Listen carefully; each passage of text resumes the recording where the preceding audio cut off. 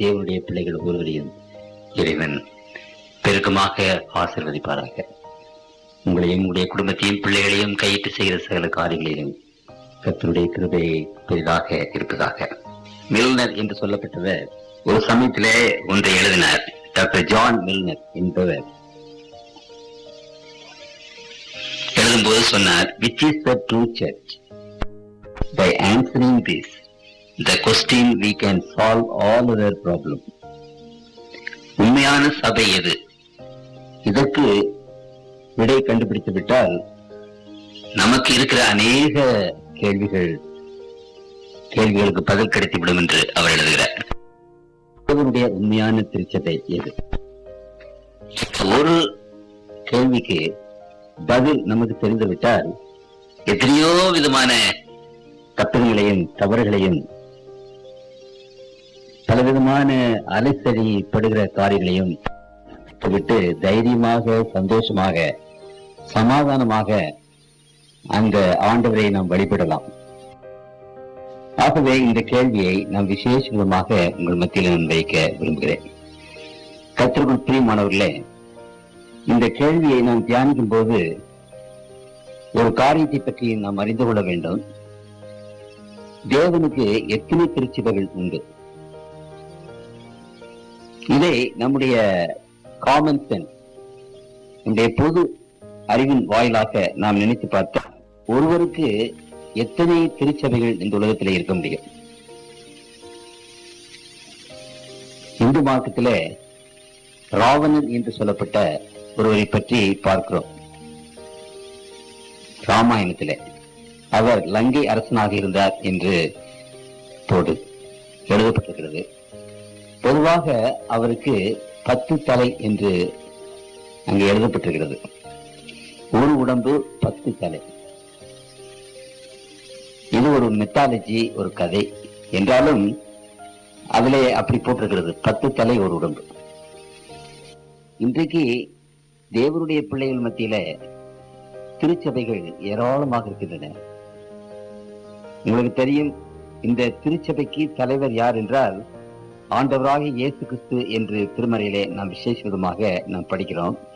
268வது பக்கத்தில் திருப்பிக் கொள்ளுங்கள். புதிய ஏற்பாட்டின் புத்தகம் 268, எபேசியர் 5ஆம் அதிகாரம் 24வது வசனம், 5:24. ஆகையால் சபையானது கிறிஸ்துவுக்கு கீழ்ப்படுகிறது போல என்று 23வது வசனம், கிறிஸ்து சபைக்கு தலையா இருக்கிறது போல. அப்படியானால் இந்த சபைக்கு தலை கிறிஸ்து. இன்றைக்கு ஏராளமான மார்க்கங்கள் இன்றைக்கு இருக்கின்றன. நான் இந்த ரிலிஜியஸ் கேட்லாக் என்று சொல்லப்பட்ட ஒரு புத்தகத்தில இருந்து இப்பொழுது நான் சொல்லுகிறவைகளை நான் எடுத்தேன். இன்றைக்கு ப்ராட்டஸ்டன்ட் மார்க்கெட்டில் 860 வித்தியாசமான சபைகள் இருக்கின்றன. 860 வித்தியாசமான சபைகள். ரோமன் கத்தோலிக்க திருச்சபை. அநேகர் என்ன நினைத்துக் கொண்டிருக்கிறோம்? கத்தோலிக்க திருச்சபை ஒரே திருச்சபை தான் என்று நினைத்துக் கொண்டிருக்கிறோம். ஆனால் கத்தோலிக்க திருச்சபையில 6 பிரிவுகள் இருக்கின்றன. அர்மீனியன் கேத்தலிக் என்று ஒரு பிரிவு இருக்கிறார்கள். ஈஸ்ட் ஆர்த்தடாக்ஸ் சர்ச் என்று ஒரு பிரிவு இருக்கிறார்கள். கிரீக் ஆர்த்தடாக்ஸ் சர்ச் என்று இன்னொரு பிரிவு இருக்கிறது. ரஷ்யன் ஆர்த்தடாக்ஸ் சர்ச் என்று இன்னொரு பிரிவு இருக்கிறது. ரோமன் கத்தோலிக் என்று இன்னொரு பிரிவு இருக்கிறது. 6 பிரிவுகள் கத்தோலிக் சபையில இருக்கின்றன. ரோமன் கத்தோலிக்கர் ஒருவர் தான், ஒரே சபைதான் பாப்பரசரை தலைவராக ஏற்றுக்கொண்டிருக்கிறது. அந்த ஒரு சபைதான் உலகளாவிய சபையாக இருக்கிறது. உலகளாவிய வேலையும் செய்கிறது. அதற்கு தலைவர் பாப்பரசராக இருக்கிறார். ஆனால் மற்ற 5 பிரிவுகளும், கத்தோலிக்க சபையின் பிரிவுகளும் பாப்பரசரை ஏற்றுக்கொள்கிறதில்லை. சில பிரிவுகள் கன்னிமரி அம்மைக்கு மதிப்பு கொடுக்கிறது, மரியாதை கொடுக்கிறது, வணக்கம் கொடுக்கிறது. ஆனாலும் இந்த பாப்பரசரை தங்களுக்கு தலைவராக ஏற்றுக்கொள்கிறதில்லை. ஆகவே கத்தோலிக்க மார்க்கத்திலே 6 பிரிவுகள் இருக்கின்றன. புராட்டஸ்டன்ட் மார்க்கத்திலே 860 பிரிவுகள் இருக்கின்றன. பெந்திகாஸ்ட் சபை, இன்றைக்கு பெந்திகாஸ்ட் சபை எங்க பார்த்தாலும் இருக்கிறது. அதுல தி அபிஷியல் அபிஷியலாக 1200 சபைகள் பெண்டிகாஸ்டில் இருக்கின்றன. அதை தவிர வேறு தனிப்பட்ட பெத்தேல் என்று இப்படிப்பட்ட தனிப்பட்ட சபைகளும் அவர்கள் வைத்திருக்கிறார்கள். அப்படியானால் இன்றைக்கு கிறிஸ்து தலை என்று நாம் சொல்லுவோமானால், சபை அவருடைய உடம்பு என்று நாம் வேதம் சொல்லுகிறது அல்லவா? அப்படியானால் ஒரு தலை இயேசு கிறிஸ்து. எல்லோரும் என்ன செய்கிறார்கள் என்றால், இயேசு கிறிஸ்துவைத்தான் தலைவராக வைத்துக் கொண்டிருக்கிறார்கள். தலை இயேசு கிறிஸ்து. அப்படியானால் உடல் எவ்வளவு? 1200, ஏறக்குறைய 2000, 2000 சொச்சம் உடம்பு. ஒரு உடம்பு 10 தலை ராவணன் என்று சொல்லும் போது நாம் சிரிக்கிறோம். ஆனால் ஒரு தலை ஏறக்குறைய 2000 உடம்பு என்று சொல்லும் போது இது எப்படி நாம் ஏற்றுக்கொள்ள முடியும்? ஆனால் இதை பற்றி கிறிஸ்தவர்கள் நினைத்ததே கிடையாது. அதை பற்றி சிந்திக்கிறதே கிடையாது. இன்றைக்கு ஒரு பெரிய ஒரு காரியம் என்னவென்றால், திருமறை இதை குறித்து என்ன சொல்கிறது கவனியுங்கள். அதற்கு முன்னதாக நான் தலைவணங்கி பிரார்த்தனை செய்ய விரும்புகிறேன். எங்களை நேசிக்கிற அன்புள்ள தெய்வமே, இன்றைக்கு உம்முடைய பிள்ளைகள் விசேஷமாக உம்முடைய சன்னிதானத்தை நாடி வந்திருக்கிறோம். இன்றைக்கு எங்கள் மத்தியில் இருக்கிற இந்த விசேஷமான ஒரு கேள்வி தகப்பனே, ஒரு முக்கியமான ஒரு கேள்வி. உம்முடைய திருச்சபை எது? அந்த சத்தியத்தை ஆண்டவரே உம்முடைய பிள்ளைகளுக்கு நீர் விளக்கி காண்பியும் தகப்பனே. உம்முடைய சத்திய வசனத்தை கொண்டு விளக்கி காண்பியும். தேவ ஆவியானவர் எங்கள் உள்ளத்திலே அசைவாடி தகப்பனே, வல்லமையாக அசைவாடி இந்த சத்தியத்தை நாங்கள் அறிந்து கொள்ள எங்களுக்கு ஒத்தாசை செய்யும் ஆண்டவரே. அறிந்து கொள்வதோடு மட்டுமல்ல, அதை உணர்ந்து கொள்ள, எங்களுடைய உள்ளத்தின் ஆழத்திலே உணர்ந்து கொள்ள ஆண்டவரே பேசும். மனித சத்தம் அல்ல, நான் அல்ல தகப்பனே, நீர் பேசும் தகப்பனே. ஒவ்வொரு மகனுடைய உள்ளத்திலும் மகளுடைய உள்ளத்திலும் ஆண்டவரே பேசும். இயேசுவின் நாமத்தில் வேண்டிக் கொள்கிறோம் ஜெபங்களும் பரம்பிதாவே, ஆமென். திருமறை இந்த காரியத்தை குறித்து அநேக இடங்களிலே பேசுகிறது. அதில் ஒன்றை நான் உங்களுக்கு வாசிக்க விரும்புகிறேன். ஏசாயா தீர்க்கதரிசி இதை குறித்து பேசும்போது ஒரு விசேஷமான ஒரு தீர்க்க தரிசனமாக ஒன்றை குறித்து அவர் பேசினார். 810 பக்கத்தை திருப்பிக் கொள்ளுங்கள். பழைய ஏற்பாட்டின் புத்தகம் 810, ஏசாயா 4ஆம் அதிகாரம் 1வது வசனம். ஏசாயா 4:1 வசனத்திலே வாசிக்கிறேன். அந்நாளில் 7 ஸ்திரீகள் ஒரே புருஷனை பிடித்துக் கொண்டு, நாங்கள் எங்கள் சொந்த ஆகாரத்தை புசித்து எங்கள் சொந்த வஸ்திரத்தை உடுப்போம், எங்கள் நிந்தை நீங்கும்படிக்கு உன் பேர் மாத்திரம் எங்கள் மேல் விளங்கட்டும் என்பார்கள். இந்த இடத்தில் ஆண்டவர் விசேஷமாக சொல்வது ஒரு காரியம். 7 ஸ்திரீகள் ஒரே புருஷனை பிடித்துக் கொண்டது. திருமறையில 7 என்று வரும்போது அது ஒரு பூர்ணமான ஒரு எண்ணம், ஒரு எண். 7 எக்காலங்கள், 7 சபைகள், 7 ஒரு பரிபூர்ணமான எண்ணை குறிக்கிறது அந்த 7 என்பது.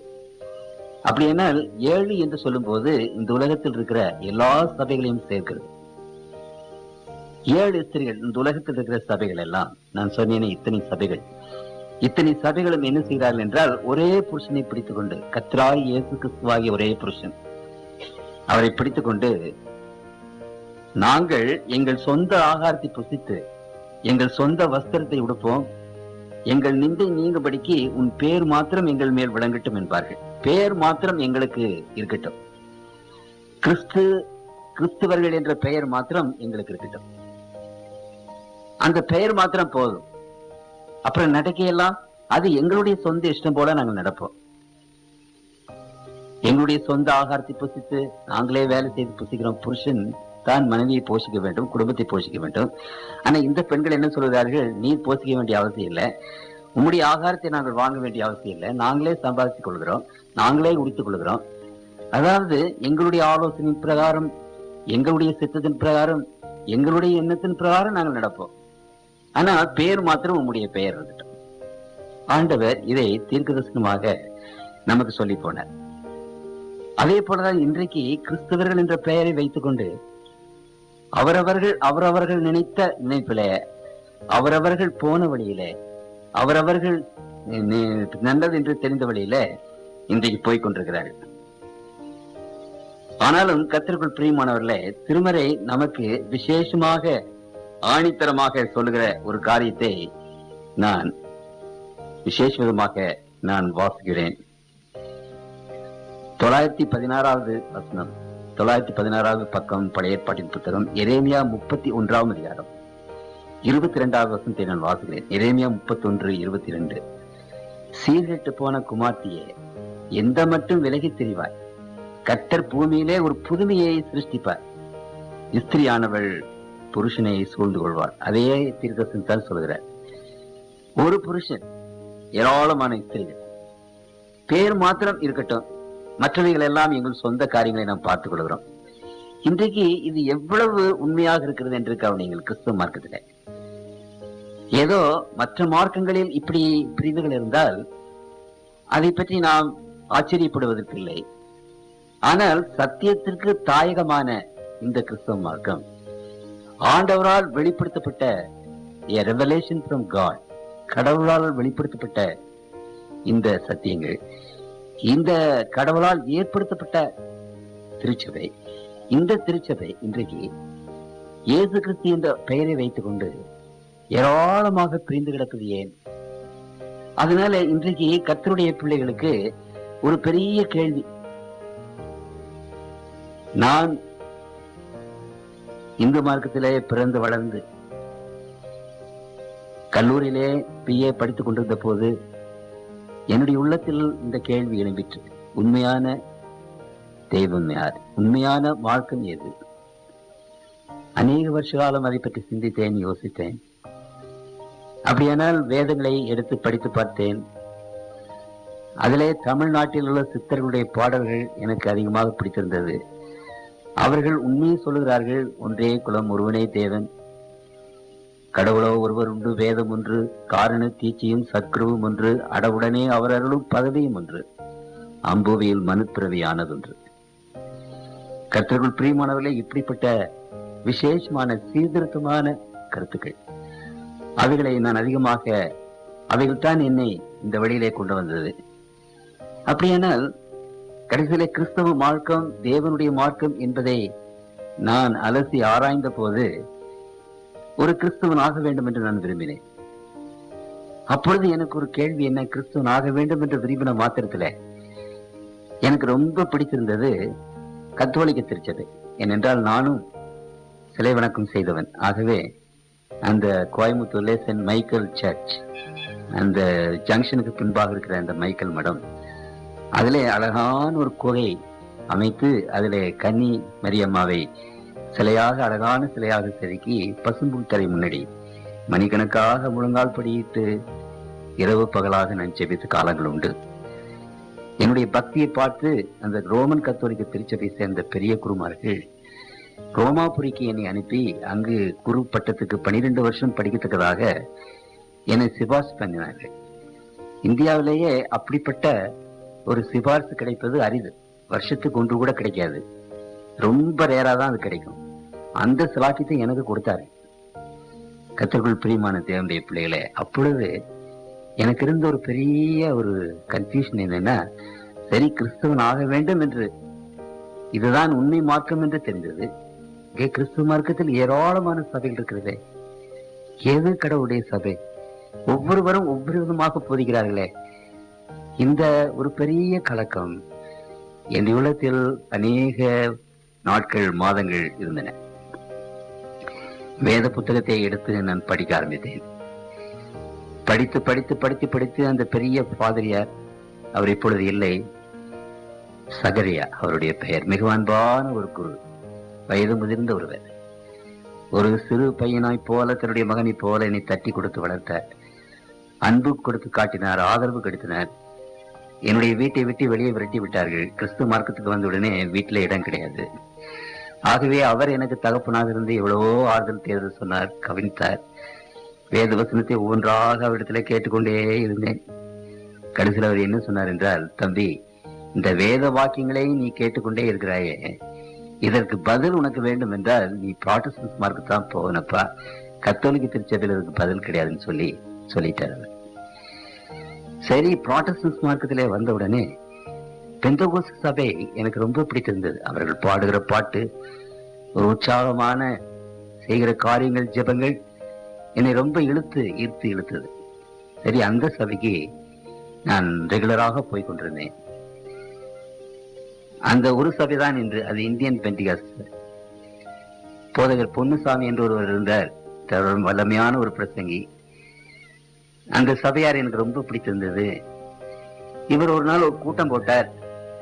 இந்த மாதிரி ஒரு பந்தல் போட்டி, இப்படி எல்லாம் மட்ட பந்தல் போட்டு ஒரு கூட்டம் போட்டார். அந்த கூட்டம் துவங்குகிற நேரத்துல ஒரு 20-30 பேர் ட்ரம் அடித்துக் கொண்டு அல்லேலூயா கர்த்தருக்கு ஸ்தோத்திரம் என்று கொண்டு அந்த மீட்டிங் முன்னால நின்றுட்டு, யாரும் இந்த கூட்டத்துக்கு போகாதீங்க, இது ஒரு பெரிய பிசாசினுடைய ஆவினால் நடத்தப்படுகிற கூட்டம் என்று பெரிய சத்தம் போட்டாங்க. எனக்கு ரொம்ப ஆச்சரியமாக இருந்தது. வெளியே ஓடி போய், என்ன சார் இப்படி எல்லாம் சொல்றீங்க, பேசுறீங்க? இல்ல தம்பி, உனக்கு தெரியாது, இது பிசாசினுடைய ஆவினால் நடத்துற கூட்டம். என்ன இது என்று கேட்டபோது, நீங்க எல்லாம் யாரு? நாங்கெல்லாம் சிலான் பெண்டிகாஸ்ட். எனக்கு தலையே சுற்றுவது போல இருந்தது. கடைசியில கொஞ்சம் கொஞ்சமாக எனக்கு ஒன்று புரிய ஆரம்பித்தது. ஏராளமான பெந்தெகோஸ்து சபை. ஒரு கேள்வி அதோடு கூட எனக்கு வந்தது. ஆவியானவர் அபிஷேகம் பெற்றேன், ஆவியானவர் எங்களோடு இருக்கிறார் என்று சொல்லுகிற ஒரு சபை பிரிந்து இருக்குமா அல்லது ஒன்றாக இருக்குமா என்று ஒரு கேள்வி. ஆவியானவர் வரும்போது ஒரு சபையை 1200 பிரித்து விடுவார்களா அல்லது 1200 இருக்கிற சபைகளை ஒன்றாக சேர்ப்பார்களா? கர்த்தருக்குள் பிரியமானவர்களே, பெரிய ஒரு கேள்வி, எது உண்மையான சபை?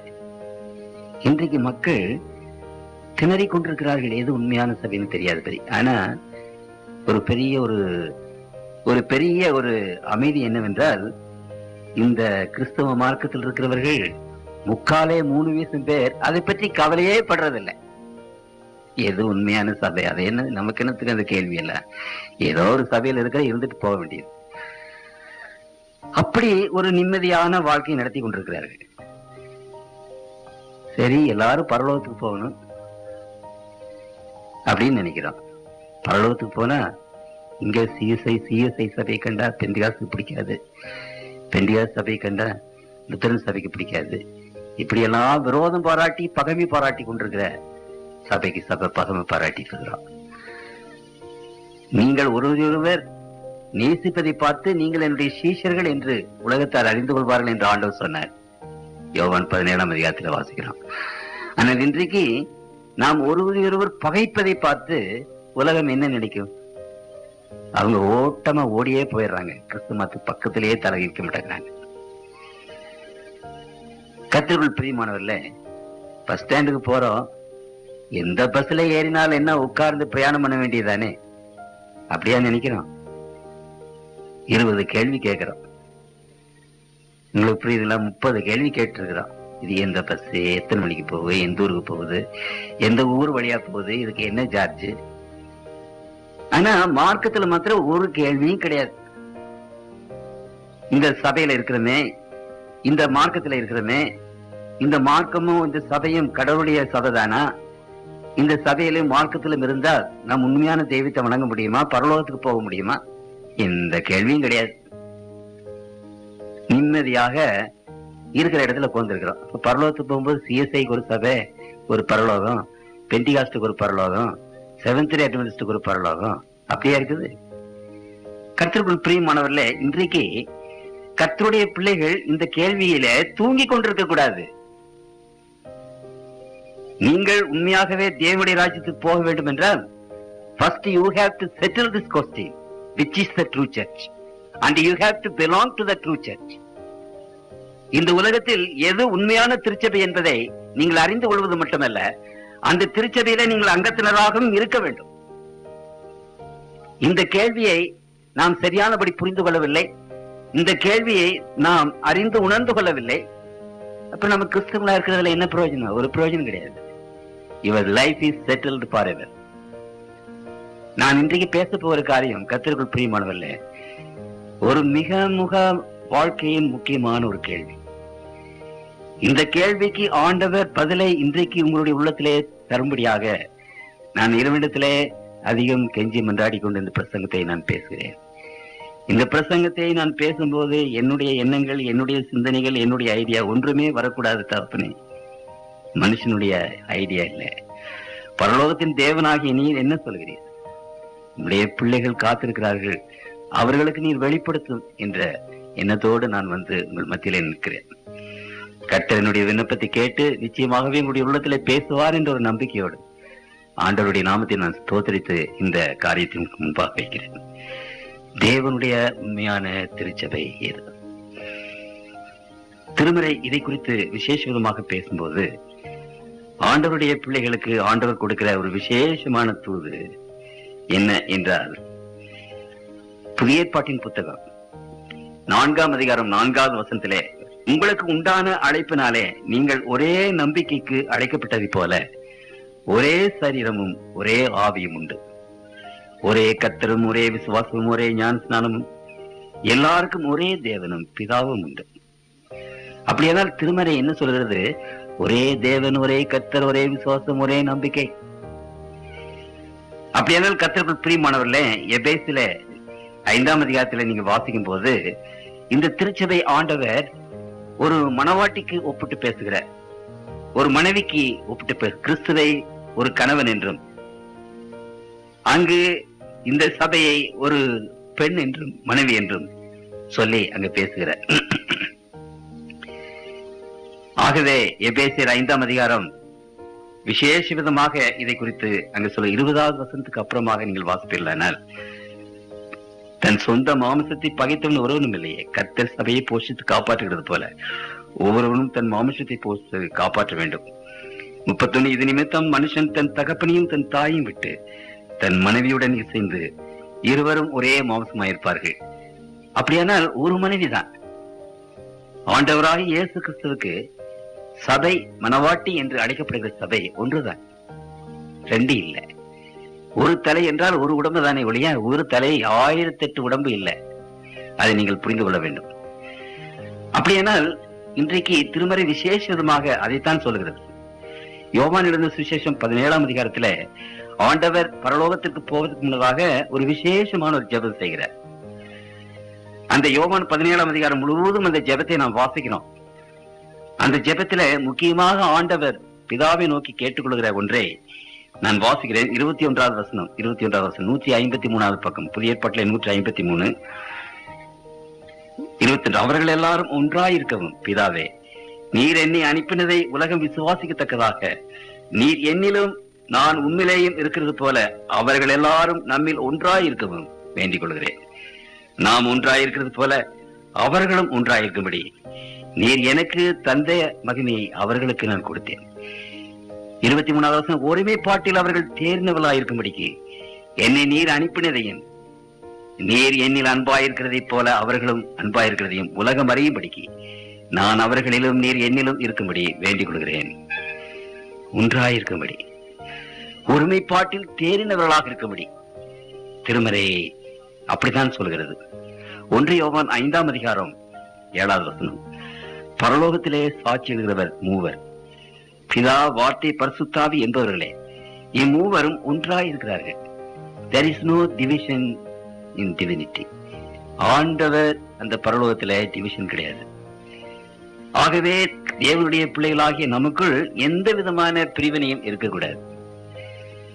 பிரிவினை என்பது கிறிஸ்தவ மார்க்கத்திலே இருக்கக்கூடாத ஒன்று. ஆண்டவருடைய ஆவியானவர் வரும்போது, தேவனுடைய சத்தியம் வரும்போது நாம் ஒருமைப்பாட்டில் தேறி நாம் ஒன்றாக இருக்க வேண்டும் என்றுதான் ஆண்டவர் விசேஷமாக ஜெபம் செய்தார். இயேசு கிறிஸ்துவானவர் உலகத்தில் இருந்த போது ஒரு சபை தான் இருந்தது, 2 சபை இல்லை. ஆனாலும் வரப்போகிற காலத்தை நன்றாக அறிந்துணர்ந்த ஆண்டவர் இந்த விசேஷமான ஜெபத்தை எடுத்து போனார். உள்ள பாரத்தோடு, மனபாரத்தோடு, தகப்பனே, என்னுடைய பிள்ளைகள், வருங்காலத்தில் வருகிற பிள்ளைகள் ஒன்றாயிருக்கவும் ஒருமைப்பாட்டில் தேறி இருக்கவும் நீர் என்னிலும் நான் உம்மிலும் ஒன்றாயிருக்கிறது போல தேவனுடைய பிள்ளைகள் ஒருவர் நேசித்து ஒன்றாயிருக்கவும் என்று ஆண்டவர் சொன்னார். அப்படினால் இன்றைக்கு அந்த வசனங்களை, அந்த ஐடியாவை தூர தூக்கி எறிந்து விட்டு 1000 2000 இன்றைக்கு நாம் பிரிந்திருக்கிறோம். அப்படி பிரிந்திருக்கும் போது கர்த்தருக்குள் பிரியமானவர்களே, நமக்கு ஒரு கேள்வி. இந்த கேள்வி உண்மையாகவே நம்முடைய உள்ளத்திலே, நம்முடைய ஜீவித்திலே அநேக முறை வந்திருக்க வேண்டும். ஆனால் இந்த கேள்வி வரவே இல்லை. அதை பற்றி யாரும் சிந்திக்கிறதும் இல்லை, அதை பற்றி யாரும் நினைக்கிறதும் கிடையாது. ஒரு சமயத்துல ஒரு ஊருக்கு போனேன். அந்த ஊர் பேர் பெத்தானியா என்ற ஊர். அது திருநெல்வேலியும் நாகர்கோயிலுக்கு போற வழியில இருக்கிறது. அந்த பெத்தானியா என்ற ஊரில ஒரு கோவில் ஒன்று இருக்கிறது. அது பக்கத்துல ஒரு சிறுமலை. அந்த பெத்தானியா என்ற ஒரு மலைக்கு பக்கத்துல ஒரு சின்ன ஊரு, அதுக்கு பேர் பெத்தானியா. அந்த பெத்தானியா ஊர்ல ஒரு வீடு. அந்த வீட்டுல இருக்கிறவங்க பேரு, அந்த ஐயா பேரு லாசரு, அந்த அம்மா பேரு மரியம்மா. எனக்கு ரொம்ப ஆச்சரியமாக இருந்தது. புதிதாக நான் அங்கே போதகராக அங்க போன போது அந்த ஊரை எப்படியாவது கண்டுபிடித்து போக வேண்டும் என்று போனேன். வழிகாட்டி யாரும் இல்லை. 3 அடைப்பு என்ற ஒரு இடத்துல இருந்து இறங்கி ஒரு 2.5 மைல் தூரம் நடக்கணும். வழியில ஒரே பனங்காடு. சரி, யாராவது வருவார்கள், கேட்டுக்கொண்டு போய்விடலாம் என்று எனக்கு தெரியாது. இந்த காட்டு வழியாக நான் நடந்து பழக்கம் இல்லை. நான் போனேன். ஒரு 2 ஃபர்லாங் போயிருப்பேன். ஒரு 4 வழி வந்தது. இது என்ன 4 வழி இருக்கிறதே, 4 பாதைகள் இருக்கிறதே, எதிலே போறதுன்னு எனக்கு தெரியல. இந்த பெத்தானியாவுக்கு எந்த வழியில போறது? சரி, இந்த 4 வழியும் 4 ஊருக்கு போகுது.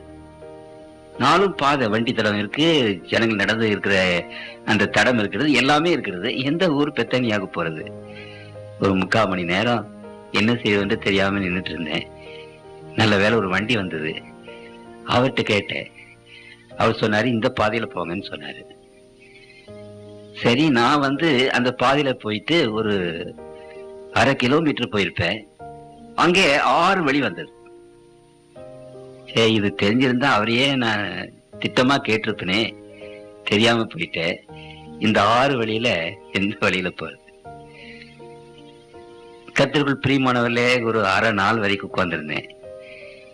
அப்புறம் 1/2 நாளுக்கு மேல ஒரு ஆள் வந்தாரு.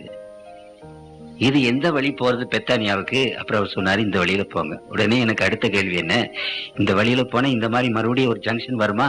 ஆமா, 3-4 ஜங்ஷன் இருக்குது. சரி, அந்த 4 ஜங்ஷன்ல எந்த வழியா போறது?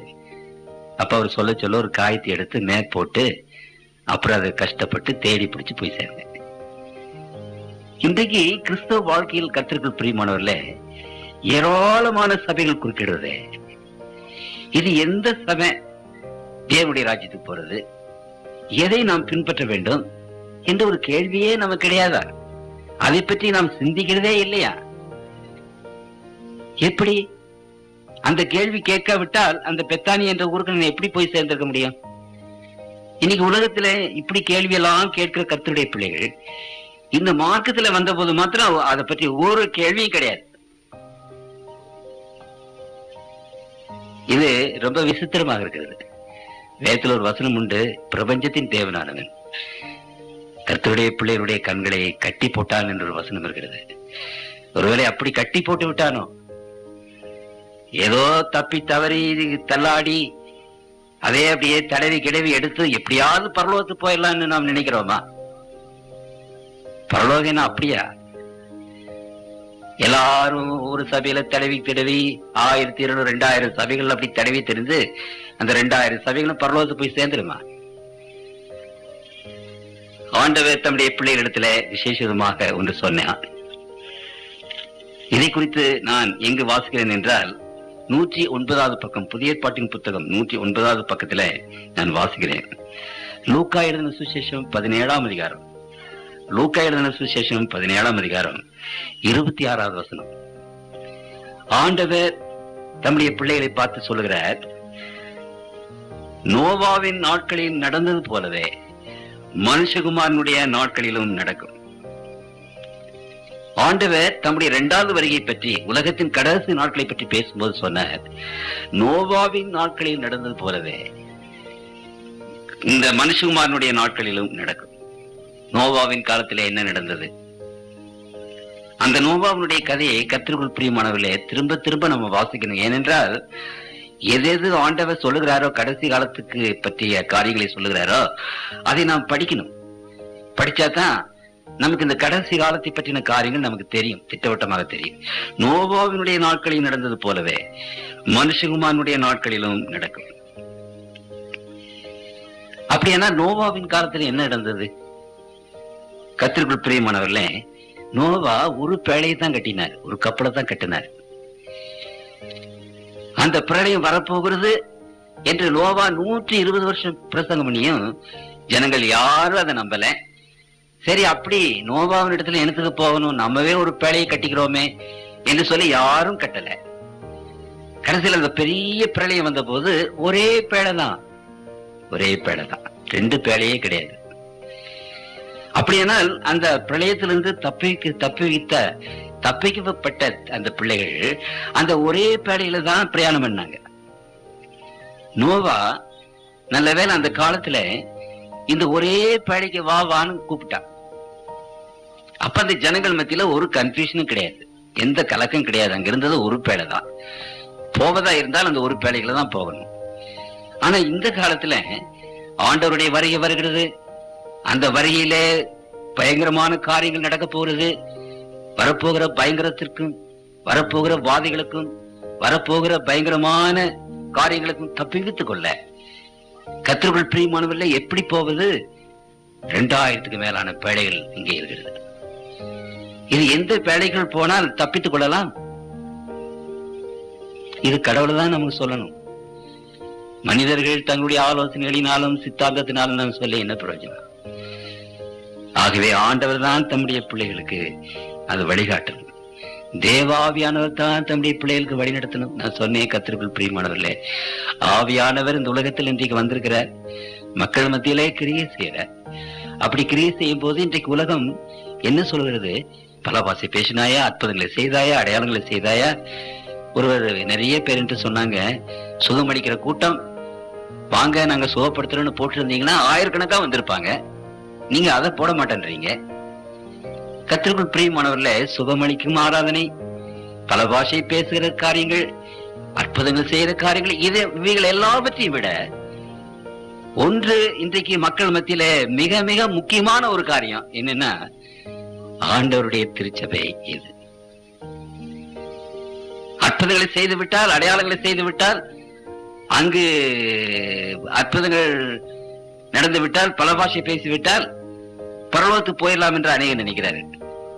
ஆனால் வேதத்தில் ஆண்டவர் வெகு திட்டவட்டமாக ஒரு காரியத்தை சொல்லி போயிருக்கிறார். மத்தேயு எழுதின சுவிசேஷம் 7ஆம் அதிகாரத்திலே அதை வாசிக்கிறேன். மத்தேயு 7ஆம் அதிகாரம் 22வது வசனத்திலே வாசிக்கிறேன். அந்நாளிலே ஆண்டவரே சொன்னது, அந்நாளில் அநேகர் என்னை நோக்கி, கர்த்தாவே கர்த்தாவே, உமது நாமத்தினாலே நீ தீர்க்கதரிசனம் உரைத்தோம் அல்லவா, உமது நாமத்தினாலே பிசாசுகளை துரத்தினோம் அல்லவா, உமது நாமத்தினாலே அநேக அற்புதங்களை செய்தோம் அல்லவா என்பார்கள். அப்படியானால் நீங்க பிசாசு யாராவது துரத்தி பார்த்திருக்கீங்களா? அது எவ்வளவு பெரிய காரியம் என்று ஒருவேளை உங்களுக்கு புரிகிறதா? சரி, அற்புதங்களை செய்திருக்கிறீங்களா? தீர்க்க தரிசனம் உரைத்திருக்கிறீர்களா? இவைகள் எல்லாம் யார் செய்ய முடியும் என்று நினைக்கிறீர்கள்? அதிகமாக கடவுளோடு உருவாடுகிற பிள்ளைகள் தான் செய்ய முடியும், வேறு யாரும் செய்ய முடியாது. அப்படியானால் அதிகமாக கடவுளோடு உறவாடினா பெரும் பக்தர்களை பற்றி ஆண்டவர் பேசுகிறாருங்க, சாதாரண மக்களை பற்றி பேசல. ஆண்டவரே இன்னொரு இடத்துல வாசிக்கும் போது, உம்மோடு கூட நாங்கள் இருந்தோம் அல்லவா, நாங்கள் படுத்தோம் அல்லவா, உம்மோடு கூட பழகினோம் அல்லவா. அப்ப ஆண்டவர் சொல்றாரு 21வது வசனத்துல 23வது, அப்பொழுது நான் ஒரு காலம் உங்களை அறியவில்லை, அக்கிரம செய்யக்காரரே, என்னை விட்டு அகன்று போங்கள் என்று அவர்களுக்கு சொல்லுவேன். ஒரு காலம் எனக்கு தெரியாதுங்க. நீர் கொடுத்து வரத்தை வைத்துதானே நான் இதெல்லாம் செய்தேன். உம்மோட பேசினேனே, ஜெபித்தேனே, நாள் கணக்காக மாசக்கணக்காக மன்றாடி ஜெபித்தேனே. ஆண்டவரே, உங்களை நான் அறிய மாட்டேன். எவ்வளவு பயங்கரமான ஒரு காரியம். ஒரு காரியத்தை நம்ம நினைக்கணும், கர்த்தருக்குள் பிரியமானவர்களே. இன்னைக்கு ஒரு கொஸ்டின் கிறிஸ்தவங்களுக்கு என்ன இருக்குது? எங்களை ஆண்டவர் நடத்தலையா? நானும் ஜெபம் பண்ணே, சுகமாச்சு. எங்க சபை ஐயர் வந்து ஜெபம் பண்ணாரு, எவ்வளவு சுகம் கிடைக்குது. எங்களுடைய சபை, என்னுடைய காரியங்கள் எல்லாம் எப்படி எப்படி இருக்குது, சுகம் அளிக்கிறோம். ஆண்டவர் எங்களோட பேசலையா? ஆண்டவர் எங்களோட இல்லையா? உங்களோட தான் இருக்கிறாரா, எங்களோட எல்லாம் இல்லையா ஆண்டவர்? நல்ல கேள்விதான், அருமையான ஒரு கேள்வி, அதை கேட்க வேண்டிய ஒரு கேள்விதான். கர்த்தருக்குள் பிரியமானவர்களே, இன்றைக்கு நான் சொல்ல விரும்புகிறேன், 2000 சொச்ச திருச்சபைகள் இந்த உலகத்துல இருந்தாலும் அந்த 2000 சொச்ச திருச்சபைகளோடு கர்த்தர் இருக்கிறார். அப்படிதான் வேதம் சொல்லுது. என்ன ஒரு காரியத்தை நீங்கள் மனதிலே வைத்துக் கொள்ள வேண்டும், ஆண்டவர் நமக்கு பிதா, தகப்பன். நீங்கள் எந்த திருச்சபையில இருந்தாலும் தகப்பனே என்று சொல்லி ஆண்டவரை கூப்பிடும் போது ஆண்டவருடைய சன்னிதானத்திலே நீங்கள் கரம் விரித்து தகப்பனே என்று நீர் கண்ணீர் விட்டாலும் போது, நீங்க எந்த சபையில இருந்தாலும் சரி, நீங்க எங்க இருந்தாலும் சரி, ஆண்டவர் தன்னுடைய பிள்ளைகளுக்கு செவி கொடுக்கிறார் என்பதை நீங்கள் புரிந்து கொள்ள வேண்டும். ஆண்டவர் கருணை உள்ளவர், தயவுள்ளவர், இரக்கம் உள்ளவர். அப்பா என்று நீங்கள் கூப்பிடும் போது ஆண்டவர் நம்முடைய ஜெபத்தை கேட்கிறார். நீங்க எந்த சபையில் இருந்தாலும் சரிதான், அந்த கொஸ்டின் எல்லாம் அங்க வராது. ஏன்? அவர் நமக்கு பிதா, நம்முடைய ஜெபத்தை கேட்கிறார், நம்மை ஆசீர்வதிக்கிறார், நமக்கு சுகம் கொடுக்கிறார், நம்மை வழிநடத்துகிறார், அதிசயமாக நம்மை வழிநடத்துகிறார். கர்த்தருக்குள் பிரியமானவர்களே, அப்படியானால் அந்த அதிசயமாக வழிநடத்துதல் நம்மிடத்துல இல்லையா? இருக்குது. ஆண்டவர் நம்மை அதிசயமாக வழிநடத்திருக்கிறார், ஆசீர்வதித்திருக்கிறார். அப்படியானால் இந்த திருச்சபை கடவுளுடைய திருச்சபை இல்லையா? அங்கதான் நாம யோசிக்கணும். ஒருவேளை சிஎஸ்ஐ திருச்சபையில் இருக்கிற அநேகரை ஆண்டவர் நடத்தியிருக்கிறார், ஆசீர்வாதத்திருக்கிறார். அதே மாதிரி பெந்தகோஸ்து திருச்சபையில் இருக்கிற அநேகரை ஆண்டவர் நடத்தியிருக்கிறார், ஆசீர்வதித்திருக்கிறார். அதே மாதிரி கத்தோலிக்க திருச்சபையில் இருக்கிற கர்த்தருடைய பிள்ளைகளை ஆண்டவர் ஆசீர்வதித்திருக்கிறார். அப்படியானால் எல்லாரையும் தானே ஆசீர்வதித்திருக்கிறார், எல்லாரையும் தானே நடத்துகிறார். என்னை ஆசீர்வதித்திருக்கிறார், நடத்துகிறார், என்னுடைய ஜெபத்தை கேட்கிறார். அதனாலே நான் இருக்கிற சபை உண்மையான சபை. அந்த கன்க்ளூஷனுக்கு வராதீங்க. காரணம் என்னன்னா, இன்றைக்கு நமக்கு அப்பாவாக ஆண்டவராக இருந்து மகனே மகனே என்று இன்றைக்கு நம்மை கூப்பிட்டு கொண்டிருக்கிற அந்த ஆண்டவர் சீக்கிரமாக நியாயாதிபதியாக உட்கார்வார். உங்களுக்கு புரியுதுங்களா? ஆண்டவருக்கு 2 பேஸ். ஒன்று, அவருடைய வாழ்க்கை தகப்பனாக இருக்கிறார், இருந்து கொண்டிருக்கிறார். சீக்கிரத்தில் அவர் நியாயாதிபதியாக உட்கார்வார். உட்கார்ந்து விட்டார் 844. அப்படி அவர் நியாயாதிபதியாக உட்காரும் போது நியாயாதிபதிக்கு ஒரே ஒரு கேள்விதான். என்ன கேள்வி? நீங்க சட்டத்தின்படி நடக்கிறீர்களா? சட்டம் தான் பேசும். அந்த ஜட்ஜை பார்த்து என்ன, நான் உம்மோடு கூட சாப்பிட்டேனே, நான் உம்மோடு கூட 6 மாசம் உங்க வீட்டுல தங்கியிருந்தேனே, இந்த மாதிரி எனக்கு தீர்ப்பு கொடுக்கலாமா? தங்கியிருந்தாலும் சரி, அவரோட சாப்பிட்டாலும் சரி, அவர் மடியில புரண்டு படுத்திருந்தாலும் சரி, நீங்க என்ன செய்திருந்தாலும் சரி, எத்தனை வருஷ காலமாக அந்த ஜட்ஜை நீங்கள் அறிந்திருந்தாலும் சரி, அந்த ஜட்ஜின் இடத்துல இருக்கிற ஒரே கேள்வி, சட்டத்தின்படி நடந்தீர்களா? உங்களுக்கு புரியுதுங்களா? நீங்கள் பரலோகத்திற்கு போக வேண்டும் என்றால் நியாய தீர்ப்புல நின்றுதான் பரலோகத்துக்கு போகணும். இந்த வேதம் அதை கிளியரா சொல்லுது.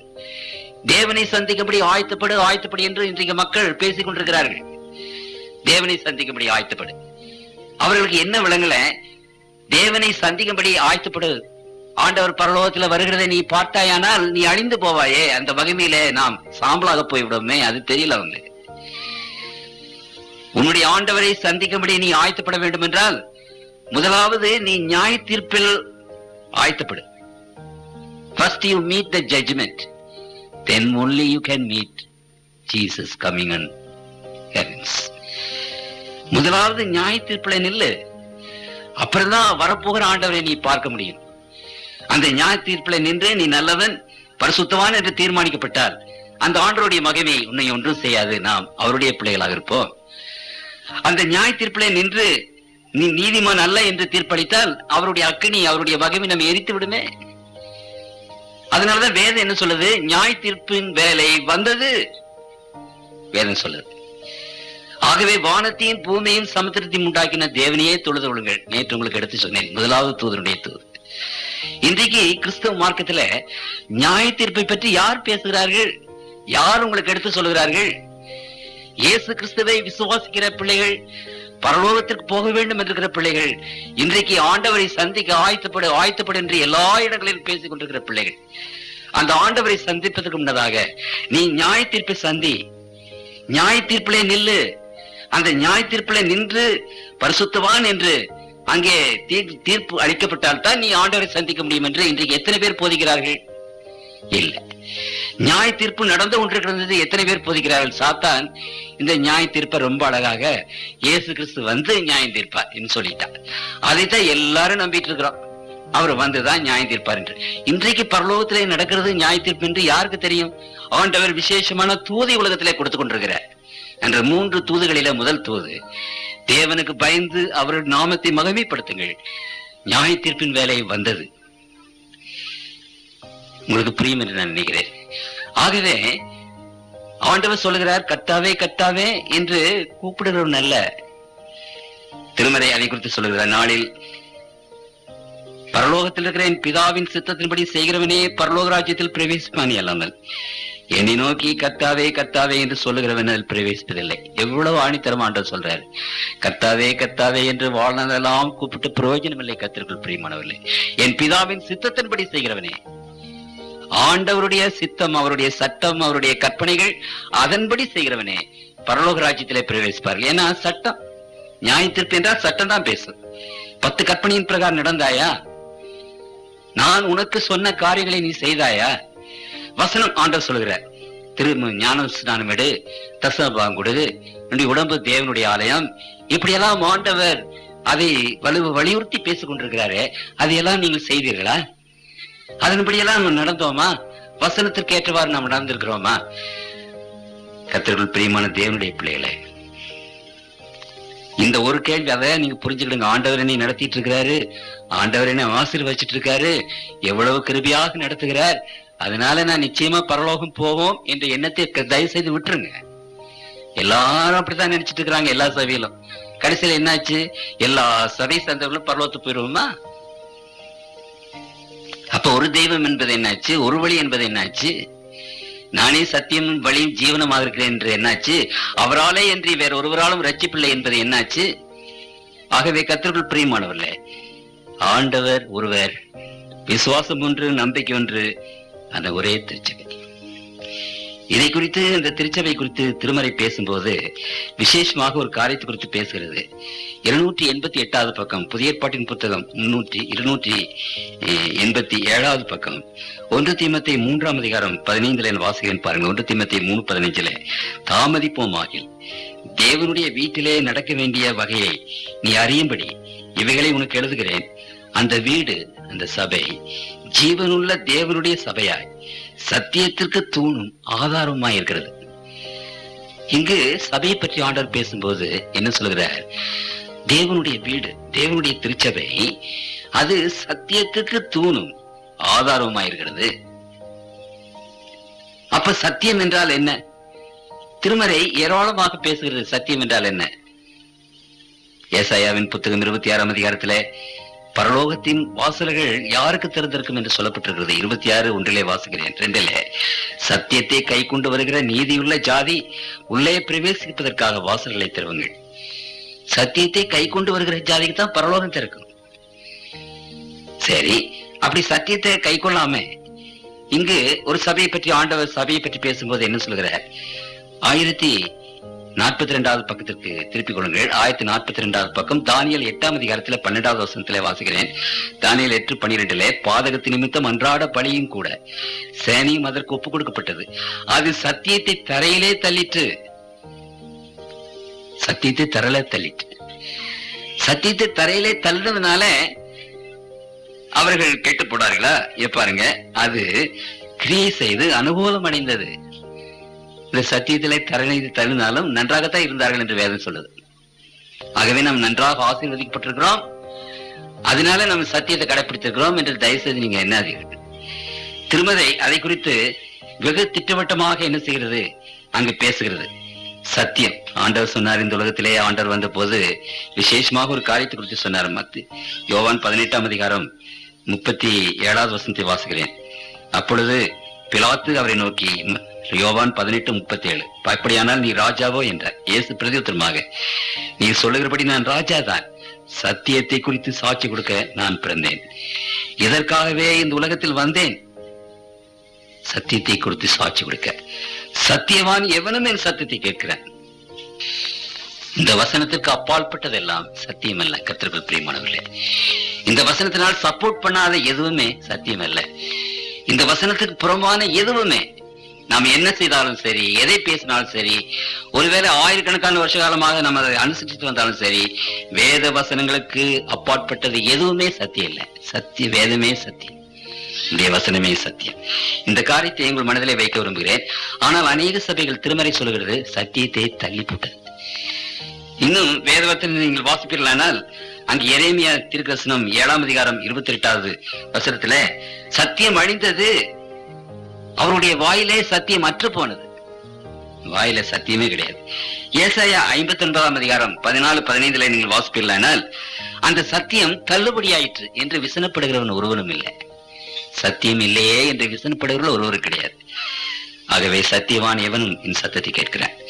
கர்த்தருக்குள் பிரியமான தேவனுடைய பிள்ளைகளே, அப்படியானால் இந்த திருமறை இன்றைக்கு இந்த கடைசி கால திருச்சபை பற்றி என்ன சொல்கிறது? ஆண்டவர் இந்த 2000க்கு அதிகமான திருச்சபையை பார்த்து அதுல தன்னுடைய திருச்சபை எது என்று நமக்கு விளக்கம் கொடுக்கிறார். வெளிப்படுத்தின விசேஷம் 12ஆம் அதிகாரம். அதை நீங்கள் வாசித்து வந்திருப்பீர்கள் என்று நினைக்கிறேன். அதை குறித்து ஜெபித்து வந்திருப்பீர்கள் என்று நான் நினைக்கிறேன். இது பரலோகம் சொல்லுகிற ஒரு உண்மை. வாசிக்கிறீர்கள் 344வது பக்கம், புதிய ஏற்பாட்டின் புத்தகம் 344. சீக்கிரமாக நான் வாசிக்கிறேன். அன்றியும் ஒரு பெரிய அடையாளம் வானத்திலே காணப்பட்டது. ஒரு ஸ்திரீ சூரியனை அணிந்திருந்தார். அவள் பாதங்களின் கீழே சந்திரனும் அவள் சிரசின் மேல் 12 நட்சத்திரங்களும் கிரீடமும் இருந்தன. ஆகவே உங்களுக்கு தெரியும், இஸ்திரி என்று சொல்லும் போது திருமறை அந்த இஸ்திரி என்றால் யார் உங்களுக்கு தெரியும். நான் வாசித்து காத்தேன், பெண் மணவாட்டி என்று சபை அழைக்கப்படுகிறது. ஆகவே தீர்க்க தரிசனத்திலே அங்கு இஸ்திரி என்று வரும்போது அது ஒரு சபையை குறிக்கிறது என்று நான் உங்களுக்கு அநேக முறை நான் சொல்லியிருக்கிறேன். என்றாலும் இங்கு 881வது பக்கம், 881வது பக்கத்துல எரேமியா தீர்க்கதரிசனுடைய புத்தகம், எரேமியா தீர்க்கதரிசன புத்தகம் 6ஆம் அதிகாரத்துல 2வது வசனத்திலே வாசிக்கிறேன். எரேமியா 6:2 ஆண்டவர் சொல்லுகிறார், செல்வமாய் வளர்ந்த ரூபவதியான சியோன் குமார்த்தியை பாழாக்குவேன். அப்படியானால் திருச்சபையை சியோன் குமார்த்தி என்று அழைக்கப்படுகிறது. தீர்க்க தரிசனத்திலே ஸ்திரீ என்று சொன்னால் சபை, கத்தோலிக்க திருச்சபை இந்த ஸ்திரீ என்று சொல்ற காரியத்தை வைத்துக் கொண்டு இது கன்னிமரியாமாவை குறிக்கும் என்று அவர்கள் போதிக்கிறார்கள். சரி, அங்கே வானத்திலே காணப்பட்டது என்று சொன்னால் உங்களுக்கு புரியுதுங்களா? பாத்திமா என்ற ஒரு காரியம் பிரான்ஸ்ல அந்த கன்னிமரியம்மா பாத்திமாவுக்கு தரிசனமாகி அவங்க பரலோகத்துக்கு போய்விட்டார்கள் என்று அந்த பாத்திமா சரித்திரம் சொல்கிறது. ஆகவே கன்னிமரியம்மாள் பரலோகத்துக்கு போய்விட்டாங்க, அங்கே இருக்கிறார்கள், அவர்களை பற்றி தான் இந்த வேதத்துல பேசுகிறது என்று சொல்கிறார்கள். ஆனால் இங்க தீர்க்க தரிசனம் என்ன சொல்கிறது? ஸ்திரீ என்று சொன்னால் அது ஸ்திரீ அல்ல, அது சபை என்று சொல்லப்பட்டிருக்கு. கத்தோலிக்க திருச்சபையில இன்னும் என்ன சொல்கிறார்கள்? ஸ்திரீகளால் கரைப்படாதவர்கள் இவர்களே, பரிசுத்தவான்களை பற்றி. அதனால அவர்கள் கல்யாணம் பண்ணாம ஸ்திரீகளால் கரைப்படாமல் இருக்கிறாங்க. ஆனா அவர்களுக்கு குன்று விளங்கல. என்ன விளங்கல? ஸ்திரீ என்று தீர்க்க தரிசனத்திலே ஸ்திரீ என்று சொல்லும் போது அது சபைகளை குறிக்கிறது என்று அது அவங்களுக்கு விளங்கல. ஆகவே இங்க பார்க்கிறோம் ஒரு சபை. அந்த சபைக்கு என்ன என்றால் சூரியனை அணிந்திருந்தால், திருமறையில் நாம் வாசிக்கிறோம், ஆண்டவராகிய இயேசு கிறிஸ்துவை சூரியன் என்று அழைக்கிறது, நீதியின் சூரியனாகிய இயேசு. ஆகவே இந்த திருச்சபைக்கு தேவ இயேசு கிறிஸ்துவானவர் சூரியனை போல ஒளி இருந்தது. அப்புறம் அவன் பாதத்தின் கீழே சந்திரன் இருந்தது. சூரியனுடைய வெளிச்சத்தை பிரதிபலிக்கிறது சந்திரன். ஆண்டவராகிய இயேசு கிறிஸ்துவானவர் ஆட்டுக்குட்டியாக வருவார் என்று அந்த ஆண்டவரை பிரதிபலித்தது இந்த பலியிடுகிறது. சடங்காச்சாரங்கள், ஆலயங்கள், ஆலயத்தினுடைய படிமுறைகள், இவைகள் எல்லாம் ஆண்டவராய் இயேசு கிறிஸ்துவானவர் ஆட்டுக்குட்டியாக வந்து மரிப்பார், அந்த நீதியின் சூரியன் வருவார், அவர் வந்து நமக்காக மரிப்பார் என்பதற்கு இந்த பலிமுறைகள், சடங்காச்சாரங்கள், இப்படிப்பட்டவைகள் எல்லாம் அங்கே இருந்தது. ஆகவே அது சந்திரனுக்கு ஒப்பிட்டு பேசப்படுகிறது. அவன் சிரசின் மேல் 12 நட்சத்திரங்கள் உள்ள கிரீடம் இருந்தது. இந்த 12 நட்சத்திரங்களை அங்க வெளிப்படுத்தும் விசேஷத்தில் நீங்க பார்ப்பீர்களானால் 12 சீஷர்களுக்கு ஒப்பிட்டு ஆண்டவர் பேசுகிறார். ஆகவே இங்கு திருச்சபை ஆண்டவர் தலையாக சூரியனாகவும், அவருடைய அந்த காலத்து டிஸ்பென்சேஷன் நட்சத்திரம் அந்த சந்திரனாகவும், அந்த 12 அப்போஸ்தலர்கள் 12 அந்த 12 நட்சத்திரங்களாகவும் அங்கு காணப்படுகிறார். அந்த அவள் கர்ப்பவதியாகி, அந்த திருச்சபையை கர்ப்பவதியாகி பிரசவ வேதனை அடைந்து பிள்ளை பெறும்படி வருத்தப்பட்டு அலறினார். நன்றாக கவனிங்க, அந்த திருச்சபைக்கு ஒரு குழந்தை பிறந்தது. அப்பொழுது பிள்ளை பெறும்படி வருத்தப்பட்டு அலறினார். அப்பொழுது வேறொரு அடையாளம் வானத்திலே காணப்பட்டது. 7 தலைகளையும் 10 கொம்புகளையும் தன் தலைகளின் மேல் 7 முடிய சிவப்பான பெரிய வலு சர்ப்பம் இருந்தது. சிவப்பான வலு சர்ப்பம், இதை குறித்து நாம் வேதத்தின் அநேக இடங்களிலே பார்த்தோம். அந்த வலு சர்ப்பம் ஏன் சிவப்பாக இருக்க வேண்டும்? தேவனுடைய பரிசுத்தவான்களுடைய ரத்தத்தை குடித்து அது சிவப்பு நிறத்திலே காணப்படுகிறது. வலு சர்ப்பம் என்றால் நான் வாசித்தேன் 9வது வசனத்திலே, இது நல்லா கவனிங்க. உலகம் அனைத்தையும் மோசம் போக்குகிற பிசாசு என்னும் சாத்தான் என்றும் சொல்லப்பட்ட பழைய பாம்பாகிய பெரிய வலு சர்ப்பம். சாத்தானை பற்றி அங்க பேசுது.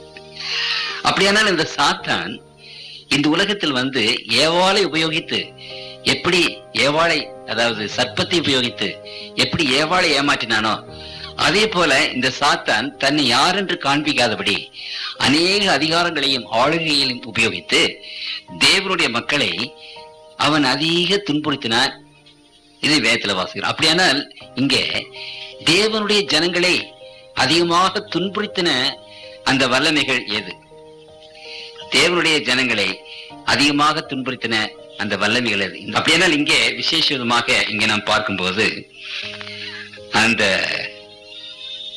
எந்த வலு சர்ப்பம் பிசாசானவன் இஸ்ரவேல் ஜனங்களை, தேவனுடைய பிள்ளைகளை மிகவும் வாதிக்கும்படி, அவர்களை மிகவும் தொந்தரவு செய்யும்படி, பெர்சிக்யூஷன், 7 விசேஷமான வல்லமைகளை உபயோகித்தார்.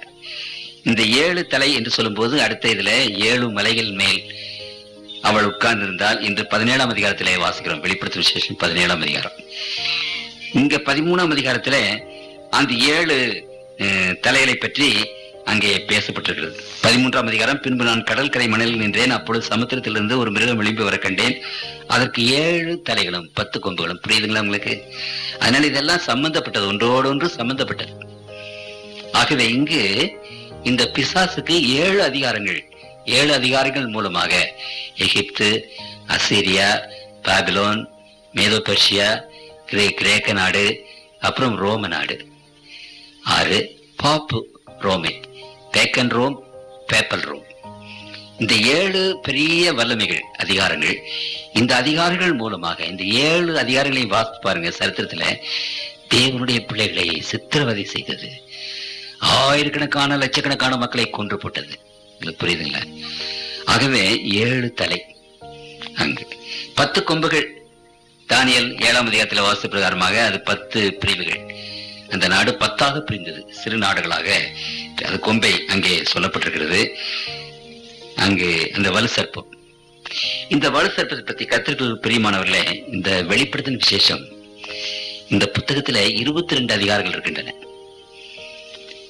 அப்படியானால் இந்த வெளிப்படுத்தின விசேஷம் 12ஆம் அதிகாரத்தை மத்தியிலே இருக்கிறது, சென்டர் ஆஃப் ரெவலேஷன் இந்த புத்தகம். 11 அதிகாரங்கள் வெளிப்படுத்தின விசேஷம் 1 to 11 வரைக்கும் இதுவரைக்கும் நடந்த காரியங்களை பற்றி அங்கே பேசுகிறது.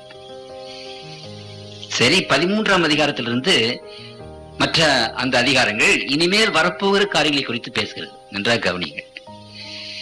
சரி, இந்த 12ஆம் அதிகாரம் என்ன பேசுகிறது? இது இந்த வெளிப்படுத்தின விசேஷத்தின் சென்டர், மத்திய பாகம். இது வெளிப்படுத்தின விசேஷத்தின் மத்திய பாகம் மாத்திரமல்ல, இந்த வேத உபதேசத்தின் மத்திய பாகம். வேத உபதேசத்தின் மத்திய பாகம் மாத்திரமல்ல, இந்த அண்ட சராசரங்களின் சரித்திரத்தின் மத்திய பாகம் இது. காரணம், இங்கதான் முதலாவதாக சாத்தானுடைய காரியங்களை பற்றி ஆண்டவர் அங்கே பேசுகிறார். உங்களுக்கு புரியுதுங்களா? ஆகவே துவக்கத்திலே என்ன பார்க்கிறோம் என்றால் 8வது வசனம் 7வது வசனம், வானத்திலே யுத்தம் உண்டாயிற்று. இந்த அண்ட சராசரத்தினுடைய சரித்திரம் எங்கு தொடங்குகிறது? பரலோகத்திலே தொடங்குகிறது. அது எப்படி தொடங்குகிறது? யுத்தம் உண்டாயிற்று. யார் யாருக்கு யுத்தம்? மிகாவேலும் அவனை சேர்ந்த தூதர்களுக்கும். வலு சர்ப்பத்தோட யுத்தம் பண்ணினார்கள். வலு சர்ப்பம் அதை சேர்ந்த தூதரும் யுத்தம் பண்ணியும் ஜெயம் கொள்ளவில்லை. வானத்தில் அவர்கள் இருந்த இடம் காணப்படாமல் போயிற்று. உலகம் அனைத்தையும் மோசம் போக்குகிற பிசாசு என்றும் சாத்தான் என்றும் சொல்லப்பட்ட பழைய பாம்பாகிய பெரிய வலு சர்ப்பம் தள்ளப்பட்டது. அது பூமியிலே விழ தள்ளப்பட்டது. அதனோடு கூட சேர்ந்த தூதரும் தள்ளப்பட்டார்கள். உங்களுக்கு புரியுதுங்களா? பரலோகத்திலே யுத்தம் உண்டாயிற்று. அப்ப பிசாசும் அவனுடைய தூதர்களும் கீழே தள்ளப்பட்டார்கள். எங்க தள்ளப்பட்டாங்க? இந்த உலகத்துல தள்ளப்பட்டாங்க. அப்படியானால் பிசாசு எங்க இருக்கிறார்? இந்த உலகத்தில் இருக்கிறார். அவனோடு கூட யார் இருக்கிறார்கள்? அவனுடைய தூதர்கள் இருக்கிறார்கள். சரி, எத்தனை தூதர்கள்? 4வது வசனத்துல வாசிக்கிறீங்க. அந்த வலு சர்ப்பம் பிசாசு, அதன் வால் வானத்தின் நட்சத்திரங்களில், தேவ தூதர்களை நட்சத்திரங்கள் என்று வேதம் பேசுகிறது, வானத்தின் நட்சத்திரங்களை 1/3 இழுத்து அவைகளை பூமியிலேயே விழ தள்ளிற்று. அப்படியானால் பரலோகத்தில் இருக்கிற தேவதூதர்கள் எத்தனை பேர்? கோடானு கோடி பேர். அது என்ன நம்பர் என்று தெரியாது நமக்கு. அந்த கோடானு கோடி பேர்ல 1/3 சாத்தானோட சேர்ந்துட்டாங்க.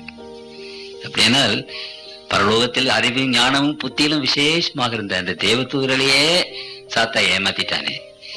உங்களையும் என்னையும் ஏமாத்துவது ரொம்ப கஷ்டம்னு நினைக்கிறீங்களா? பலவிதமான சாக்கு போக்குகள் சொல்லுவதில் அவன் வல்லவன். இன்றைக்கு கர்த்தருடைய பிள்ளைகள் ஆண்டவருடைய வசனத்தை நன்றாக புரிந்தும் தெரிந்தும் இதுதான் வழி என்று தெரிந்தும் சாக்கு போக்குகளை நாங்கள் சொல்லுகிறோம். பிசாசனுடைய வழியே சாக்கு போக்கு சொல்றதா? இப்ப வேண்டாம், அப்புறம். இப்ப என்னத்துக்கு அப்புறம்? ஒன்றே செய், ஒன்றே நன்றே செய், நன்றை இன்றே செய். அதான் நம்ம சொல்றது. நல்லதென்று ஒரு காரியம் தெரியுமானால் அதை உடனே செய்திரு. ஏனென்றால் நாளைக்கு செய்வாங்கிற நிச்சயம் கிடையாது. புரியுதுங்களா? அந்த நன்மை செய்து நீ தேவனுடைய ராஜ்யத்துக்கு போகக்கூடாது என்று பிசாசு இருக்கிறார், நம்முடைய தேவதூதர்கள் இருக்கிறார்கள். நாளைக்கு என்று சொன்னால் அந்த இடைவெளியில புகுந்து அட்டகாசம் பண்ணிடுவாங்க. ஆயிரக்கணக்கான மக்களை நான் பார்த்திருக்கிறேன் என்னுடைய ஜீவியத்துல. இந்த மாதிரி கூட்டங்களிலே வந்திருக்கிற தேவனுடைய பிள்ளைகள் அற்புதமான பிள்ளைகள், அருமையான பிள்ளைகள், ஞானவான்கள், அறிவாளிகள், தேவ பக்தியிலே சிறந்த மக்கள். அப்புறம் சாத்தான் வாரி கொண்டு போய்விட்டான் ஆயிரக்கணக்கான மக்களை. கர்த்தருக்குள் பிரியமான தேவனுடைய பிள்ளைகளே, 3/4 தேவதூதர்கள் இருக்கிறாங்க சாத்தான் இடத்துல. வல்லமையான தேவதூதர்கள், அற்புதம் செய்யக்கூடியவங்க. அவங்க அடையாளம் செய்வாங்க. இன்னைக்கெல்லாம் அற்புதத்தை தேடுறீங்களே, அடையாளத்தை தேடுறோமே, பலவிதமான காரியங்களை தேடிக்கொண்டிருக்கிறோமே. அந்த பிசாசம் எல்லாம் செய்யும். அதனால அற்புதம் செய்தா ஓடி போகாதீங்க, அடையாளம் செய்தா ஓடிடாதீங்க. திருமறை என்ன சொல்கிறது? அற்புதம் அடையாளத்தையும் செய்து உலகத்தின் மக்களை வஞ்சிக்கிறதுல பிசாசு மிகவும் வல்லமை உள்ளவனாக இருக்கிறான். அவன் தான் அதிகமான அற்புதங்களை அடையாளங்கள் செய்து தான் கடவுளுடைய மனிதன் என்று நிரூபிக்கத்தக்கதாக செய்வான் என்று வேதம் சொல்லுது. புரியுதுங்களா? ஆகவே அற்புதத்தை தேடாதீங்க, அடையாளத்தை தேடாதீங்க. ஆண்டவர் செய்த அற்புத அடையாளங்களை எல்லாம் தேடினவங்க தான் அவர் கல்வாரி சிலுவையில போட்டு கொண்டுட்டாங்க. புரியுதுங்களா? அற்புதத்தை தேடினவர்கள், அடையாளத்தை தேடினவர்கள் கடைசியில் ஆண்டவரை கல்வாரி சிலுவையில போட்டு கொண்டுட்டாங்க. வேத வசனத்தை தேடுங்க. ஜீவனும் பரலோக ராஜ்யமும் அற்புதத்தை அடையாளத்துல இல்லை. உங்களுக்கு புரியுதுங்களா? அது தேவனுடைய வசனங்களிலே இருக்குது. அப்புறம் ஆண்டவர் அங்கே சொல்கிறார், அப்படியான அந்த வலு சர்ப்பம் பிசாசானவன் அவளுடைய பிள்ளை பெற்றவுடனே அவளுடைய பிள்ளையை பட்சித்து போடும்படிக்கு அந்த வலு சர்ப்பம் அவளுக்கு முன்பாக நின்றது. கர்த்தராகிய இயேசு கிறிஸ்துவானவர் பிறந்தவுடனே அந்த ரோம ராஜ்யத்தின் பிரதிநிதியாகிய ஏரோது அவரை கொள்ளுவதற்கு வகை தேடினான். உங்களுக்கு சரித்திரம் தெரியும். அந்த வலு சர்ப்பம் ஏரோதனுடைய உருவிலே அந்த பிள்ளையை பட்சித்து போட தயாராக இருந்தது. அந்த பிள்ளையை பற்றி வேதம் என்ன சொல்றது? சகல ஜாதிகளையும் இரும்பு கோலால் ஆளுகை செய்யும் ஆண் பிள்ளையை அவள் பெற்றார். அவளுடைய பிள்ளை தேவனிடத்திற்கும் அவருடைய சிங்காசனத்திற்கும் எடுத்துக் கொள்ளப்பட்டது. புரியுதுல்ல? ஆண்டவருடைய சரித்திரத்தை ஒரே சென்டென்ஸ்ல முடிச்சிட்டார். இந்த உலகத்துல இருந்து பரலோகத்துக்கு அவர் எடுத்துக் கொள்ளப்பட்டார். சரி, அப்ப பரலோகத்துக்கு எடுத்துக்கொண்ட பிற்பாடு அவருடைய திருச்சபை. புரியுதுங்களா? ஸ்திரியானவள் ஆண்டவருடைய திருச்சபை. அவர் பரலோகத்துக்கு எடுத்துக்கொண்ட பிற்பாடு இந்த உலகத்துல ரொம்ப காலம் இல்லை. அவருடைய திருச்சபை வனாந்தரத்துக்கு ஓடி போனால், ஸ்திரியானவர் வனாந்தரத்துக்கு ஓடி போனார். ஏன்? இந்த உலகத்துல வாழ முடியல. உங்களுக்கு புரியுதுங்களா? வனாந்தரம் என்றால் ஜனசங்கி இல்லாத இடம், ஜனங்கள் இல்லாத இடத்துக்கு ஓடி போனார். இப்ப திருச்சபை என்ன செய்தது? வனாந்தரத்துக்கு ஓடி போயிடுச்சு. அந்த பேக்கன் ரோம், அந்த அஞ்ஞான அரசர்கள் அதிகமாக ஜனங்களை துன்புறுத்தி 5 லட்சம் பேரை கொண்டுட்டாங்க. ஆகவே அந்த விதமான பயங்கரமான அழிவுக்கு தப்பி தேவனுடைய உண்மையான பிள்ளைகள் காடுகள் வனாந்தரங்கள் ஓடி போயிட்டாங்க. த வால்டன்சீஸ் என்று சொல்லப்பட்ட அந்த ஜாதி, அவர்கள் ஆல்பஸ் மலையில 7 அடுக்கு இருக்கிறது. அந்த பீட்மெண்ட் என்று அந்த 3வது மலையை தாண்டி 4வது மலைக்கு 3வது மலைக்கு இடையில பீட்மெண்ட் என்று இருக்கிறது. அந்த இடத்துக்கு ஓடி போயிட்டாங்க, வனாந்தரத்துக்கு ஓடி போயிட்டாங்கன்னு சொல்லப்பட்டிருக்கு. அப்போ 1260 வருஷம் பேப்பல் ரோம், பாப்பரசர் ஆண்ட அந்த காலம் இங்கே வேதத்துல சொல்லப்பட்டிருக்கிறது. பாருங்க, 1260 நாள் அளவும் அவளை போஷிப்பதற்காக தேவனால் ஆயத்தமாக்கப்பட்ட அவளுக்கு உண்டாயிருந்தது. அப்படியானால் இந்த திருச்சபை வனாந்தரத்துக்கு ஓடி போயிட்டு எவ்வளவு காலம்? 1260 வருஷம். நாட்கள் என்று சொல்வது ஒரு வருஷம் என்று உங்களுக்கு நான் சொன்னேன். எசேக்கியேல் 4:6, என்னாகமம் 14:34, தீர்க்க தரிசனத்திலே ஒரு நாள் என்பது ஒரு வருஷம். அப்படியானால் இங்கு 1260 நாட்கள் என்பது 1260 வருஷம். அப்படியானால் வேதத்துல பாருங்க, அந்த 1260 வருஷங்களுக்கு முன்னாலேயே சொன்னேன், அது 1798 முடிகிறது. 1798 முடிந்த பிற்பாடு அந்த ஓடி போன திருச்சபை திரும்ப உலகத்துக்கு வருகிறது என்று அங்கே பார்க்கிறோம். சரி, அதற்கிடையில பிசாசானுடைய சரித்திரத்தை ஆண்ட சொல்லுகிறார். அந்த பிசாசானுடைய சரித்திரத்தை அங்கே சொல்லி போய் வானத்தில் ஒரு பெரிய சத்தம் உண்டானது, இப்பொழுதும் ரட்சிப்பும் வல்லமையும் 10வது வசனம், நமது தேவனுடைய ராஜ்யமும் அவருடைய கிறிஸ்துவின் அதிகாரம் உண்டாயிருக்கிறது. இரவும் பகலும் தம்முடைய தேவனுக்கு முன்பாக தம்முடைய சகோதரர் மேல் குற்றம் சுமத்த பொருட்டு அவர்கள் மேல் குற்றம் சாட்டுகிறவன் தாழ தள்ளப்பட்டு போனார். மரணம் நேரிடுகிறதா இருந்தாலும் அதற்கு தப்பும்படி தங்கள் ஜீவனை பாராமல் ஆட்டுக்குட்டியின் ரத்தத்தினாலும் தங்கள் சாட்சியின் வசனத்தினாலும் அவனை ஜெயித்தார்கள். ஆகையால் பரலோகங்களே, அவைகளில் வாசமாயிருக்கிற பிசாசுடைய வேலை என்ன? இரவும் பகலும் உங்களை பற்றி குற்றம் சொல்றாங்க. கர்த்தருக்குள் பிரியமானவர்களே, அதுதான் அவனுடைய வேலை. அவனுடைய தேவ தூதர்கள் இருந்துட்டு நாம செய்யற குற்றத்தை எல்லாம் அங்க பரலோகத்துல போய் ஆண்டவருக்கு மேல சொல்றாங்க. ஏதோ ஸ்டீபனை பார்த்தீர்களே, அல்லது மிஸ்டர் பிராங்க்லினை பார்த்தீர்களே, கர்த்தருக்குள் பிரியமானவர்களே, அல்லது ஒரு அப்பாசாமியை பார்த்தீர்களே, ஜெயபாலை பார்த்தீர்களே, இவங்களை எல்லாம் உங்களுடைய பாஸ்டர், உங்களைய பெரிய ஆளுன்னு நீங்க நினைச்சிட்டு இருக்கீங்களே, அவங்க செய்யற வண்டவளங்களை பாருங்கன்னு. நம்ம செய்யற வண்டவளங்களை எல்லாம் உடனுடனே இங்க பரலோகத்துக்கு போயிருது. புரியுதுங்களா? அப்போ பரலோகத்தில் இருக்கிற மற்ற உலகத்தின் மக்கள் எங்களை பற்றி என்ன நினைப்பார்கள்? அந்த தேவ தூதர்கள் மத்தியில நம்ம செய்கிற ஒவ்வொரு குற்றம், குறை, அநியாயங்கள், அக்கிரமங்கள் உடனே அங்க போயிருது. எங்க போயிருது? பரலோகத்துக்கு போயிருது. நம்ம செய்யற அநியாயங்கள், அக்கிரமங்கள் எல்லாம். புரியுதா உங்களுக்கு? நமக்கு எப்படிப்பட்ட ஒரு எனிமி இருக்கிறான், எப்படிப்பட்ட ஒரு சத்துரு இருக்கிறான்ங்கிறத நீங்க கவனிச்சுடுங்க.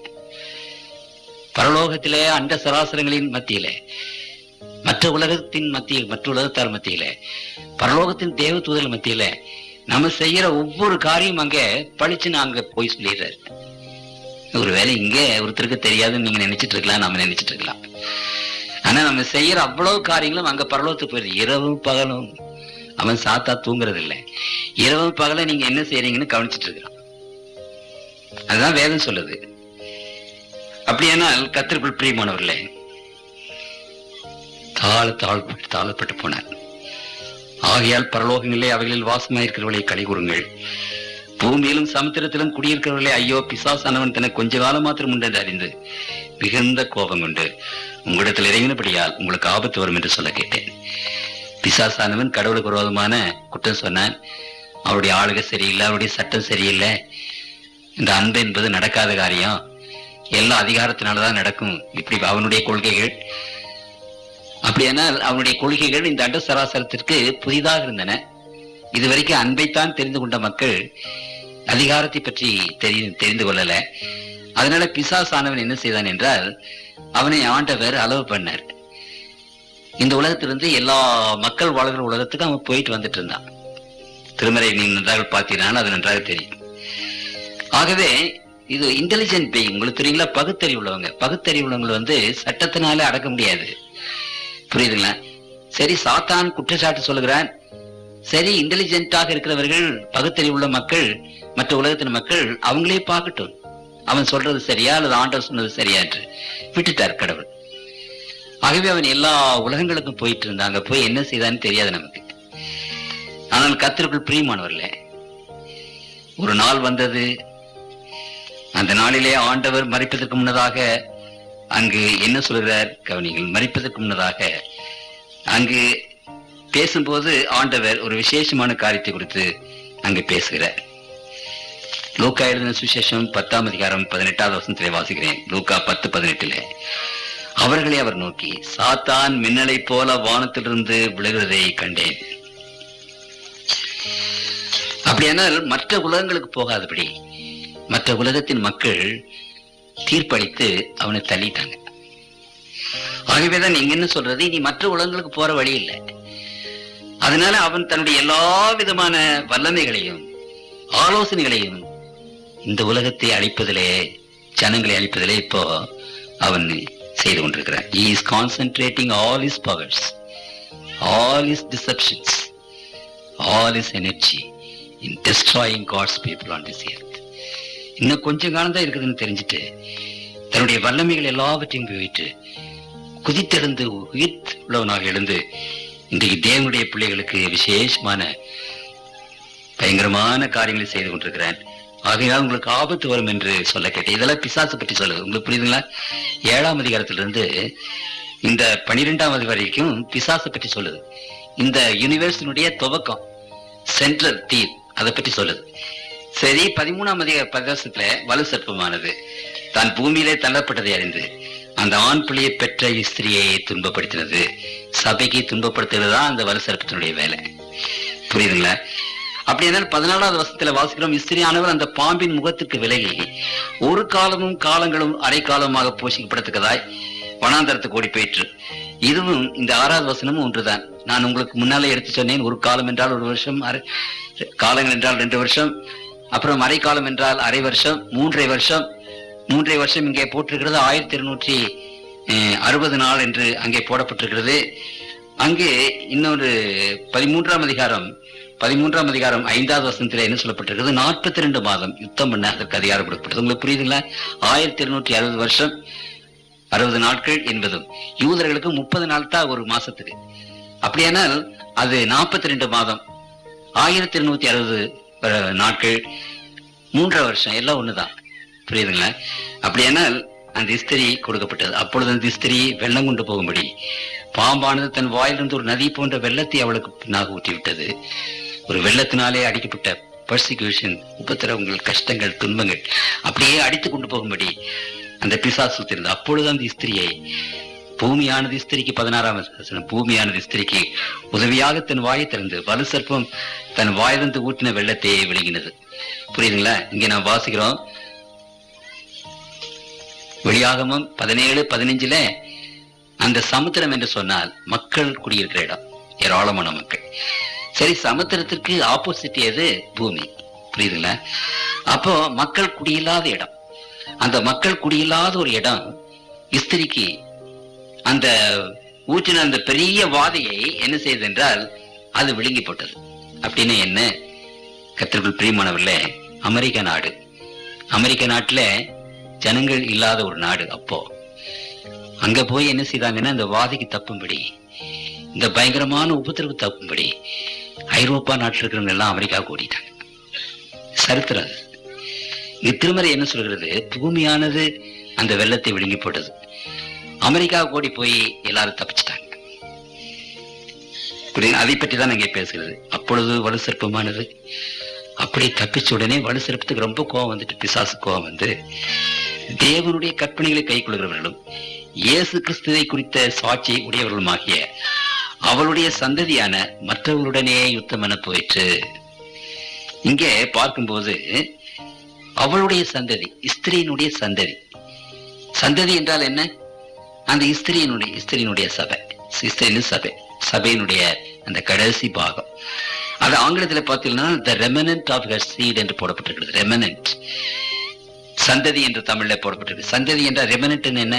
ஒரு துணி பீஸ் வச்சிருக்கீங்க, அந்த துணிகளை ஒருவேளை 250 kg இருக்குன்னு வச்சுங்க, அதை சுத்தி வித்துட்டு கடைசியில மீதமா ஒரு 1/2 kg 3/4 kg நிற்கும். அந்த 3/4 kg 1/2 kg துணிக்கு என்ன பேருன்னா ரெமனன்ட் கிளாத்னு பேர். புரியுதுங்களா? அப்போ திருமறை என்ன சொல்லுகிறது?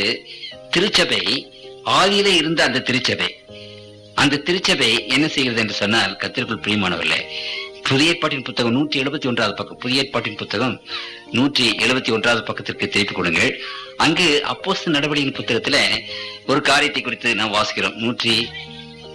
அப்போஸ்தலர் 7ஆம் அதிகாரம் 38 வாசிக்கிறேன். சீனாய் மலையில் தன்னுடனே பேசின தூதனோடும் நம்முடைய பிதாக்களோடும் கூட வனாந்தரத்திலே சபைக்குள் இருந்தவனும் நமக்கு கொடுக்கப்படும்படி ஜீவ வாக்கியங்களை பெற்றவனும் இவனே. அப்படியானால் வனாந்தரத்தில் இருந்த சபை இன்றைக்கு தோன்றுச்சு, பெந்தகோஸ்தினால தோன்றுச்சுன்னு அநேகர் நினைக்கிறோம். வனாந்தரத்தில் இருந்த சபை, இஸ்ரவேல் ஜனங்கள் சபையாக இருந்தார்கள். அது கர்த்தருடைய சபை.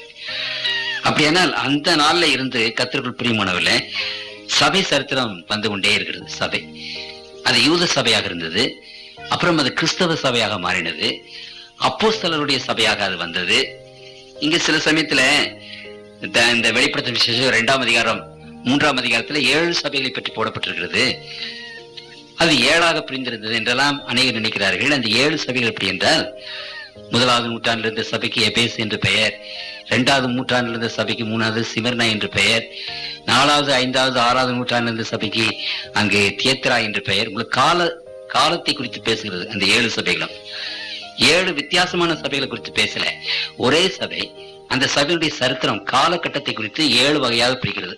கடைசி காலத்துல இப்பொழுது இருக்கிற ஆண்டவருடைய வரைக்கு முன்னதா இருக்கிற சபைக்கு லவோதிகேயா சபைன்னு பேர்.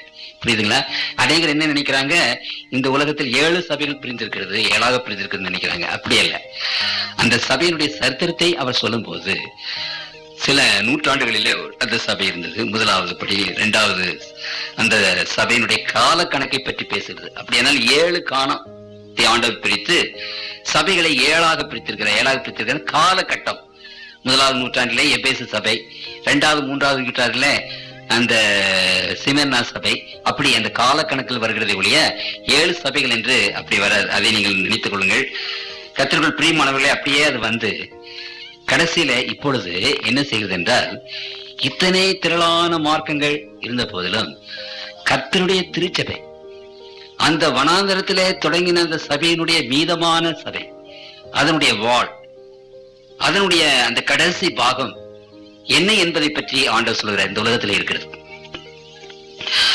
அந்த 1260 வருஷம் என்று அங்கே வருகிறது அல்லவா?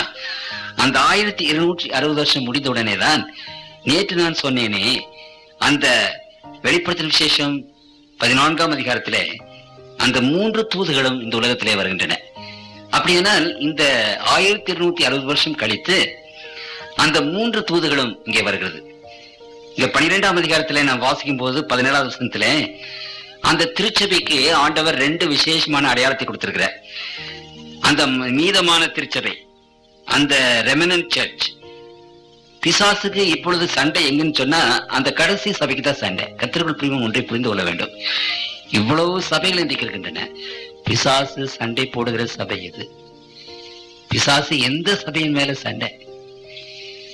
ஒரு சபை பற்றி சொல்லுது. என்னன்னா 17வது வசனம், ஸ்திரீ மேல் கோபம் கொண்டு தேவனுடைய கற்பனைகளை கை கொள்ளுகிறவர்களும் இயேசு கிறிஸ்துவை குறித்து சாட்சியை உடையவர்களுமாகிய அவருடைய சந்ததியான மக்களுடனே யுத்தம் பண்ண போயிற்று.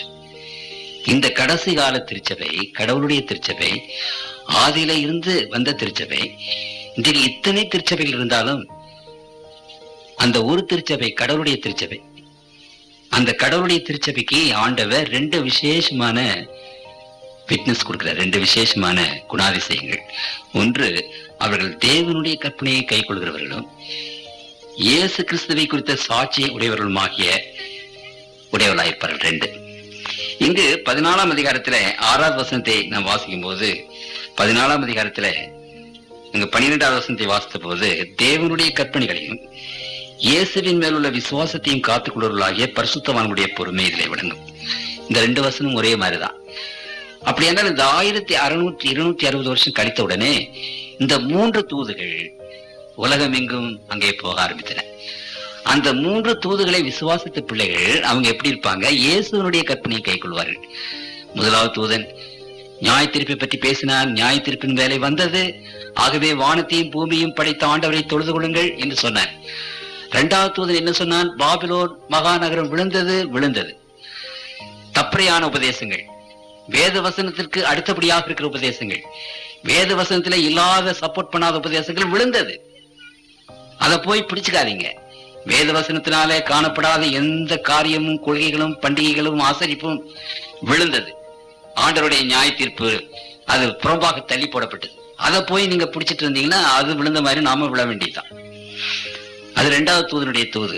3வது தூதனுடைய தூது மிருகத்தினுடைய முத்திரை, மிருகம்.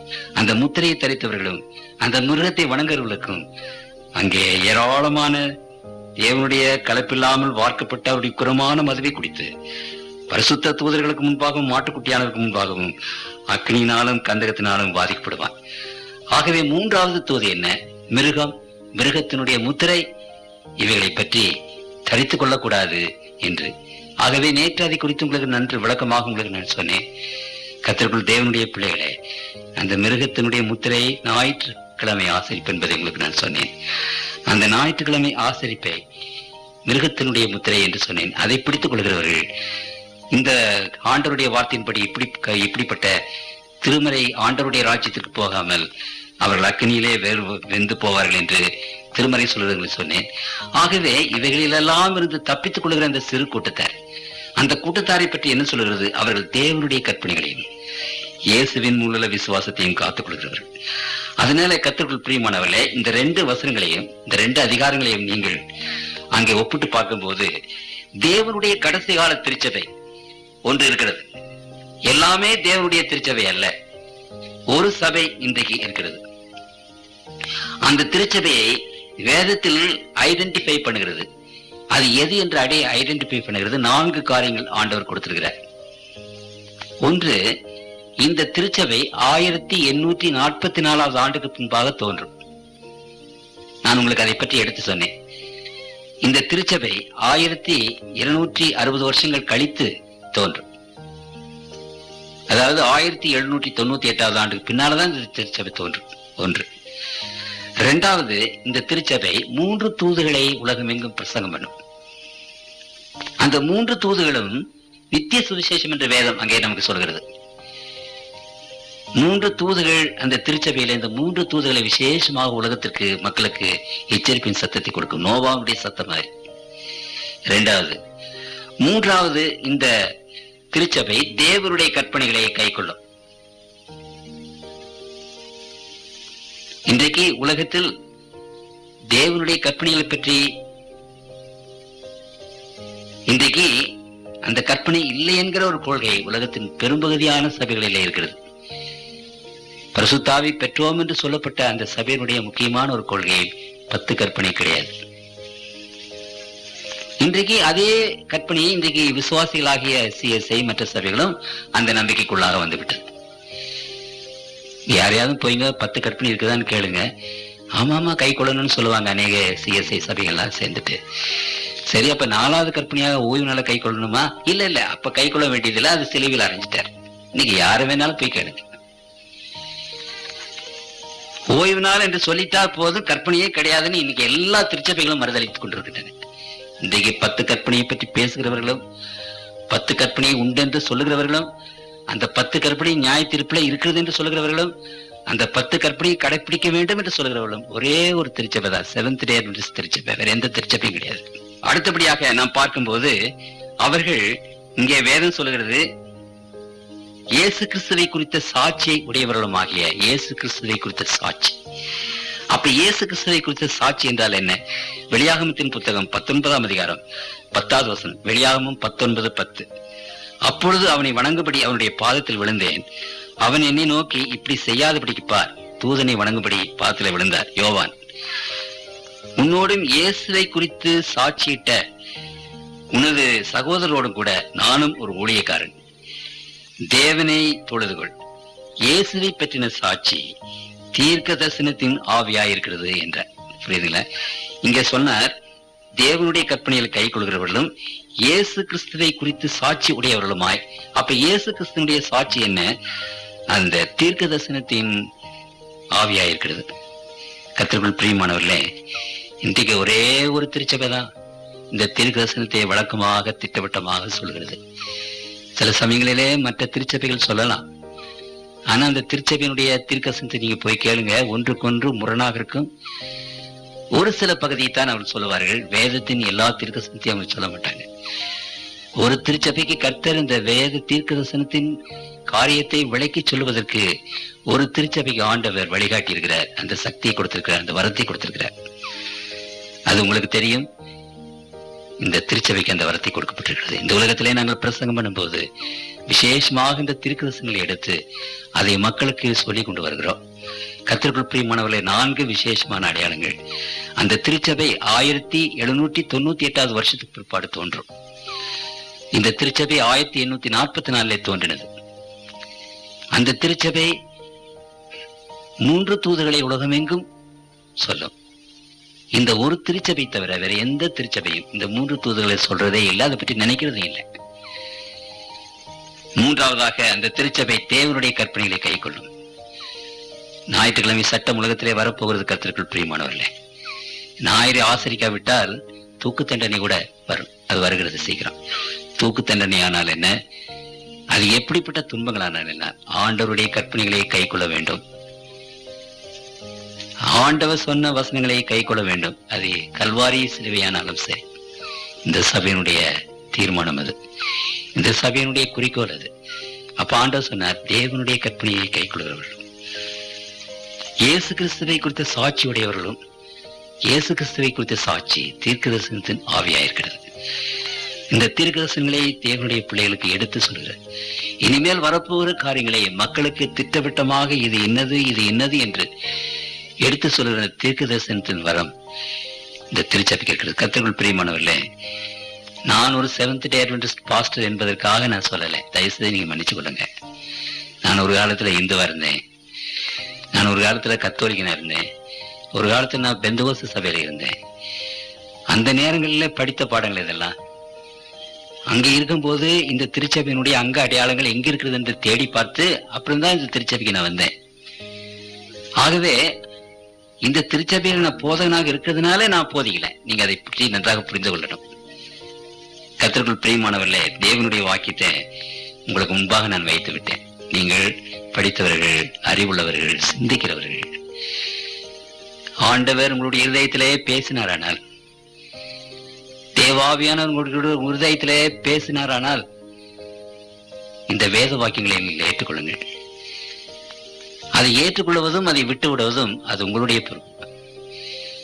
ஆனால் இந்த ஊருக்கு, இந்த பகுதியில் இருக்கிற மக்களுக்கு ஆண்டவருடைய தூதையை திட்டவட்டமாக சொல்ல வேண்டியது என்னுடைய கடமை. அதை நான் நிறைவேற்றிவிட்டேன். ஆகவே நாம் எது திருச்சபை என்று சொல்லி 2000 கணக்காக பிரிந்து இந்த உலகத்தில் நாம் வாழ்கிறதுல பிரயோஜனம் இல்லை. there's no use. அது உங்களுக்கு நிச்சயமாக தெரியணும். இரண்டாவது, ஆண்டவருடைய திருச்சபை இல்லாம எந்த திருச்சபையில சந்தோஷமா இருந்துடலாம், நிம்மதியா இருந்துடலாம்ங்கிறதுலயும் there is no use. இன்றைக்கு நீங்கள் கண்டுபிடிக்க வேண்டிய ஒரு காரியம், தேவனுடைய திருச்சபை எது? அது ஆண்டவர் சொல்லிட்டார் 12ஆம் அதிகாரத்துல. அந்த திருச்சபையினுடைய குணாதிசயங்கள் என்ன, அந்த திருச்சபை எப்ப வரும், அந்த திருச்சபையினுடைய தூது என்ன, அந்த திருச்சபை சேர்ந்தவர்கள் எப்படி இருப்பாங்க, என்னதை கை கொள்வாங்க, உங்களுக்கு சொல்லிட்டார். அது வேத வாக்கியத்துல சொல்லப்பட்ட காரியங்கள். நீங்க இனி அந்த திருச்சபை எதுன்னு கண்டுபிடிங்க. ஆண்டவர்கிட்ட ஜெபம் பண்ணுங்க. தேவாவியானவர் இந்த வார்த்தைகள் மூலமாக உங்களிடத்துல பேசட்டும். ஆனால் ஒன்றை மாத்திரம் நான் சொல்ல விரும்புகிறேன், கர்த்தருக்குள் பிரியமானவர்களே, உலகத்தினுடைய அழிவு வரப்போகிறது. அப்படி வரும்போது நோவாவினுடைய காலத்தில் நடந்தபடியே மனுஷகுமாரனுடைய காலத்தில் நடக்கும். ஆகவே நோவாவினுடைய காலத்திலே அவன் கட்டினது ஒரே பேழை, ஆண்டவர் உபயோகித்தது ஒரே பேழை தான், 2 பேழைகள் கிடையாது. இந்த உலகத்தின் கடைசி நாட்களிலே மகா பெரிய அழிவு வரும்போது ஆண்டவருடைய திருச்சபை ஒன்றுதான், ஒரு பேழை தான், 2 பேழை இல்லை. அப்படியானால் அந்த திருச்சபை ஒன்று என்பதை கர்த்தருக்குள் பிரியமானவர்களே ஆண்டவர் திட்டவட்டமாக சொல்லிட்டார். அந்த திருச்சபை எதுன்னு வேத வாக்கியங்கள். ஆகவே கர்த்தருக்குள் பிரியமானவர்களே, அந்த ஒரு பேழையாய் தப்பித்துக் கொள்வதற்கு அந்த ஒரு திருச்சபையை நீங்க கண்டுபிடிங்க. வேத வசனங்களை எடுத்து நான் சொல்லிட்டேன். கர்த்தருடைய பிள்ளைகள் அதை விசுவாசித்தானால் ஆண்டவருடைய நாமத்து ஸ்தோத்திரம். அதை உங்கள் கையில விட்டு விட்டேன், நீங்கள் அதை தீர்ப்பளிக்க வேண்டியது. அநேகர் என்று சொல்லிக்கிறாங்க, அங்க போகாதீங்க, வேதத்தை புரட்டுறாங்க. அவங்க எல்லாம் வேதத்தை புரட்டுகிறவர்கள். கர்த்தருக்குள் பிரியமானவர்களே, அந்த மாதிரி சொல்றவங்களை எல்லாம் நான் வரவழைக்கிறேன். I invite all those people. என்கிட்ட வந்து சொல்லட்டும், நான் வேதத்தை புரட்டுறேன்னு. உங்ககிட்ட வந்து ஏன் வேதத்தை புரட்டுறேன்னு சொல்றாங்க? அவர்களுக்கு அப்படி தைரியம் இருந்தா எங்ககிட்ட வரட்டும். உங்களை எல்லாம் வச்சு நான் பேசுறேன். யார் வேதத்தை புரட்டுறாங்கன்னு நான் பாத்துக்கிறேன். ஒன்னும் தெரியாத ஜனகிடத்துல அழுது வேதத்தை எதுவும் அதிகமாக படிக்காத இடத்துல போய் நீங்க வேதத்தை புரட்டுறீங்கன்னு போய் சொல்லிட்டு இருக்கிறாங்க எல்லாரும். கர்த்தருக்குள் பிரியமான அப்படி சொல்றவங்க எல்லாம் என்கிட்ட கூட்டிட்டு வாங்க, எங்கிட்ட கூட்டிட்டு வாங்க. உங்களுக்கு முன்னால வச்சு யார் வேதத்தை புரட்டுறாங்கன்னு பார்க்கலாம். இன்றைக்கு இத்தனை நாட்களாக நீங்கள் கேட்டுக்கொண்டு வந்தீர்களே, நாங்க எந்த வேதத்தையாவது புரட்டுற மாதிரி உங்களுக்கு தெரியுதா? எதையாவது நாங்க தப்புதமா பேசுற மாதிரி தெரிகிறதா? கர்த்தருக்குள் பிரியமான தேவனுடைய பிள்ளைகளே, சத்தியம் உங்களை விடுதலையாக்கும். அந்த சத்தியத்தை சொல்லிட்டு வர்றோம். நாங்க சொன்னதுல எந்த விதமான அசக்தும் கிடையாது. வேதத்தை புரட்டுறவங்க நாங்க இல்ல. வேத வசனத்தை தீர்மானமாக எடுத்து திட்டவட்டமாக போதிக்கிறவர்கள் நாங்கள். புரியுதுங்களா? ஆவியானவனுடைய இருதயத்திலே பேசட்டும். அந்த நோவா ஒரு பேழை, அந்த ஒரு பேழையை வைத்து அன்னைக்கு நோவாவுடைய குடும்பத்துக்கு ரட்சிப்பு கிடைத்தது. இன்றைக்கு ஆண்டவருடைய திருச்சபைகளில் ஒன்று கர்த்தருடைய திருச்சபை. கண்டுபிடிங்க. அந்த திருச்சபையில தான் நம்ம ரட்சிப்பு இருக்கிறது. அந்த திருச்சபையை கர்த்தர் கண்டுபிடிக்கத்தக்கதாக ஆண்டவர் உங்களுக்கு விசேஷமான கிருபைகளை தருவாராக. ஜெபம் செய்வோம். எங்களை நேசிக்கிற அன்புள்ள தகப்பனே, இப்பொழுதும் இந்த விசேஷமான அந்த கேள்விக்கு பதில் கொடுக்கும்படி கர்த்தாவாகிய நீர் உடைய வேதத்தின் மூலமாக பேசினதுக்காக உடைய நாமத்தை நாங்கள் ஸ்தோத்திரிக்கிறோம். அன்புள்ள தகப்பனே, ஒவ்வொரு மகனுடைய இருதயத்திலும் மகளுடைய இருதயத்திலையும் ஆவியானவர் வல்லமையாக பேசினதற்காக உண்மை நாங்கள் துதிக்கிறோம், ஸ்தோத்திரிக்கிறோம். அன்புள்ள தெய்வம், இந்த மக்களுடைய இருதயத்திலே இந்த உண்மையான திருச்சபை எது என்பதை அறிந்து கொண்டவர்களா? அந்த திருச்சபைக்கு அவர்கள் வந்து அதிலே இருந்து உம்முடைய கற்பனைகளை கைகொள்வதோடு மட்டுமல்ல கர்த்தாவே, உம்முடைய சுவிசேஷத்தை மற்றவர்களுக்கு சொல்லி உமக்கு ஊழியம் செய்து தகப்பனே, தாங்கள் ரட்சிக்கப்படுவதோடு மட்டுமல்ல இன்னும் அநேகரை ரட்சிப்பு கொண்டு வந்து நீர் வரும்போது தகப்பனே, இதோ எங்கள் ஆண்டவர் இவருக்காக காத்திருந்தோம் என்று ஆர்ப்பரிக்கிற கூட்டத்தில் உம்முடைய பிள்ளைகளாகிய நாங்கள் ஒவ்வொருவரும் இருக்கும்படி எங்களுக்கு அனுகிரகம் செய்ய வேண்டும் என்று அந்த உண்மையான திருச்சபையை ஆவியானவரே எங்களுக்கு சுட்டி காட்டி அந்த திருச்சபையிலே நாங்கள் போய் இருக்கும்படியாக எங்களுக்கு ஒத்தாசை செய்து உதவி செய்து ஆண்டவரே, அந்த திருச்சபை கொடுத்திருக்கிற அந்த ஊழியத்தை அவர்களோடு கூட சேர்ந்து நாங்களும் செய்து அதை முடித்து உம்முடைய வருகையை நாங்கள் எதிர்கொண்டு பார்க்க முடியாத ஒரு பெரிய கிருபையை எங்களுக்கு தர வேண்டும் என்று ஆண்டவர் இயேசுவின் நாமத்தில் வேண்டிக் கொள்கிறோம். ஜெபங்கேளும் பரமபிதாவே.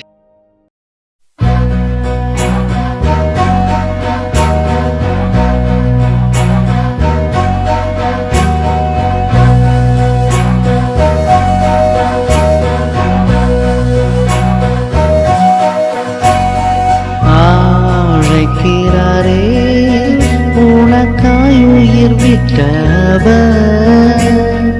அழைக்கும் சத்தம் கேட்டு இப்போ நீ வந்திடுவாய்.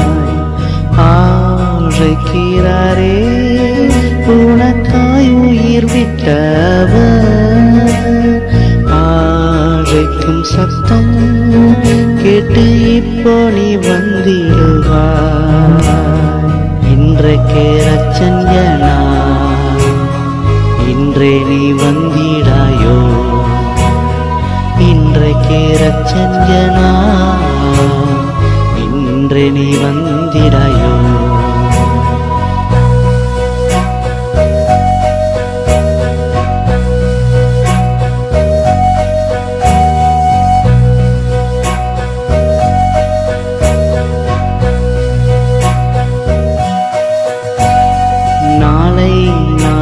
என்று வீணே நாட்களை கடத்தாதே.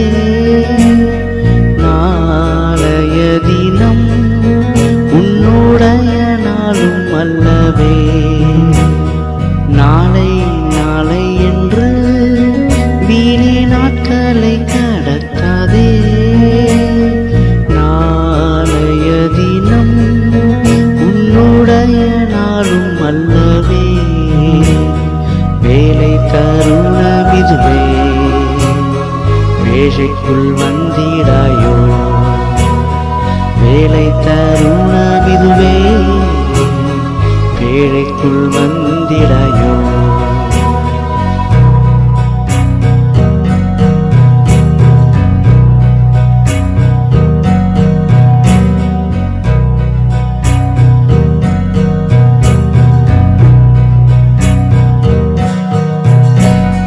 கொஞ்ச காலத்தில் அவர் கோபம் பற்றி எரியும்.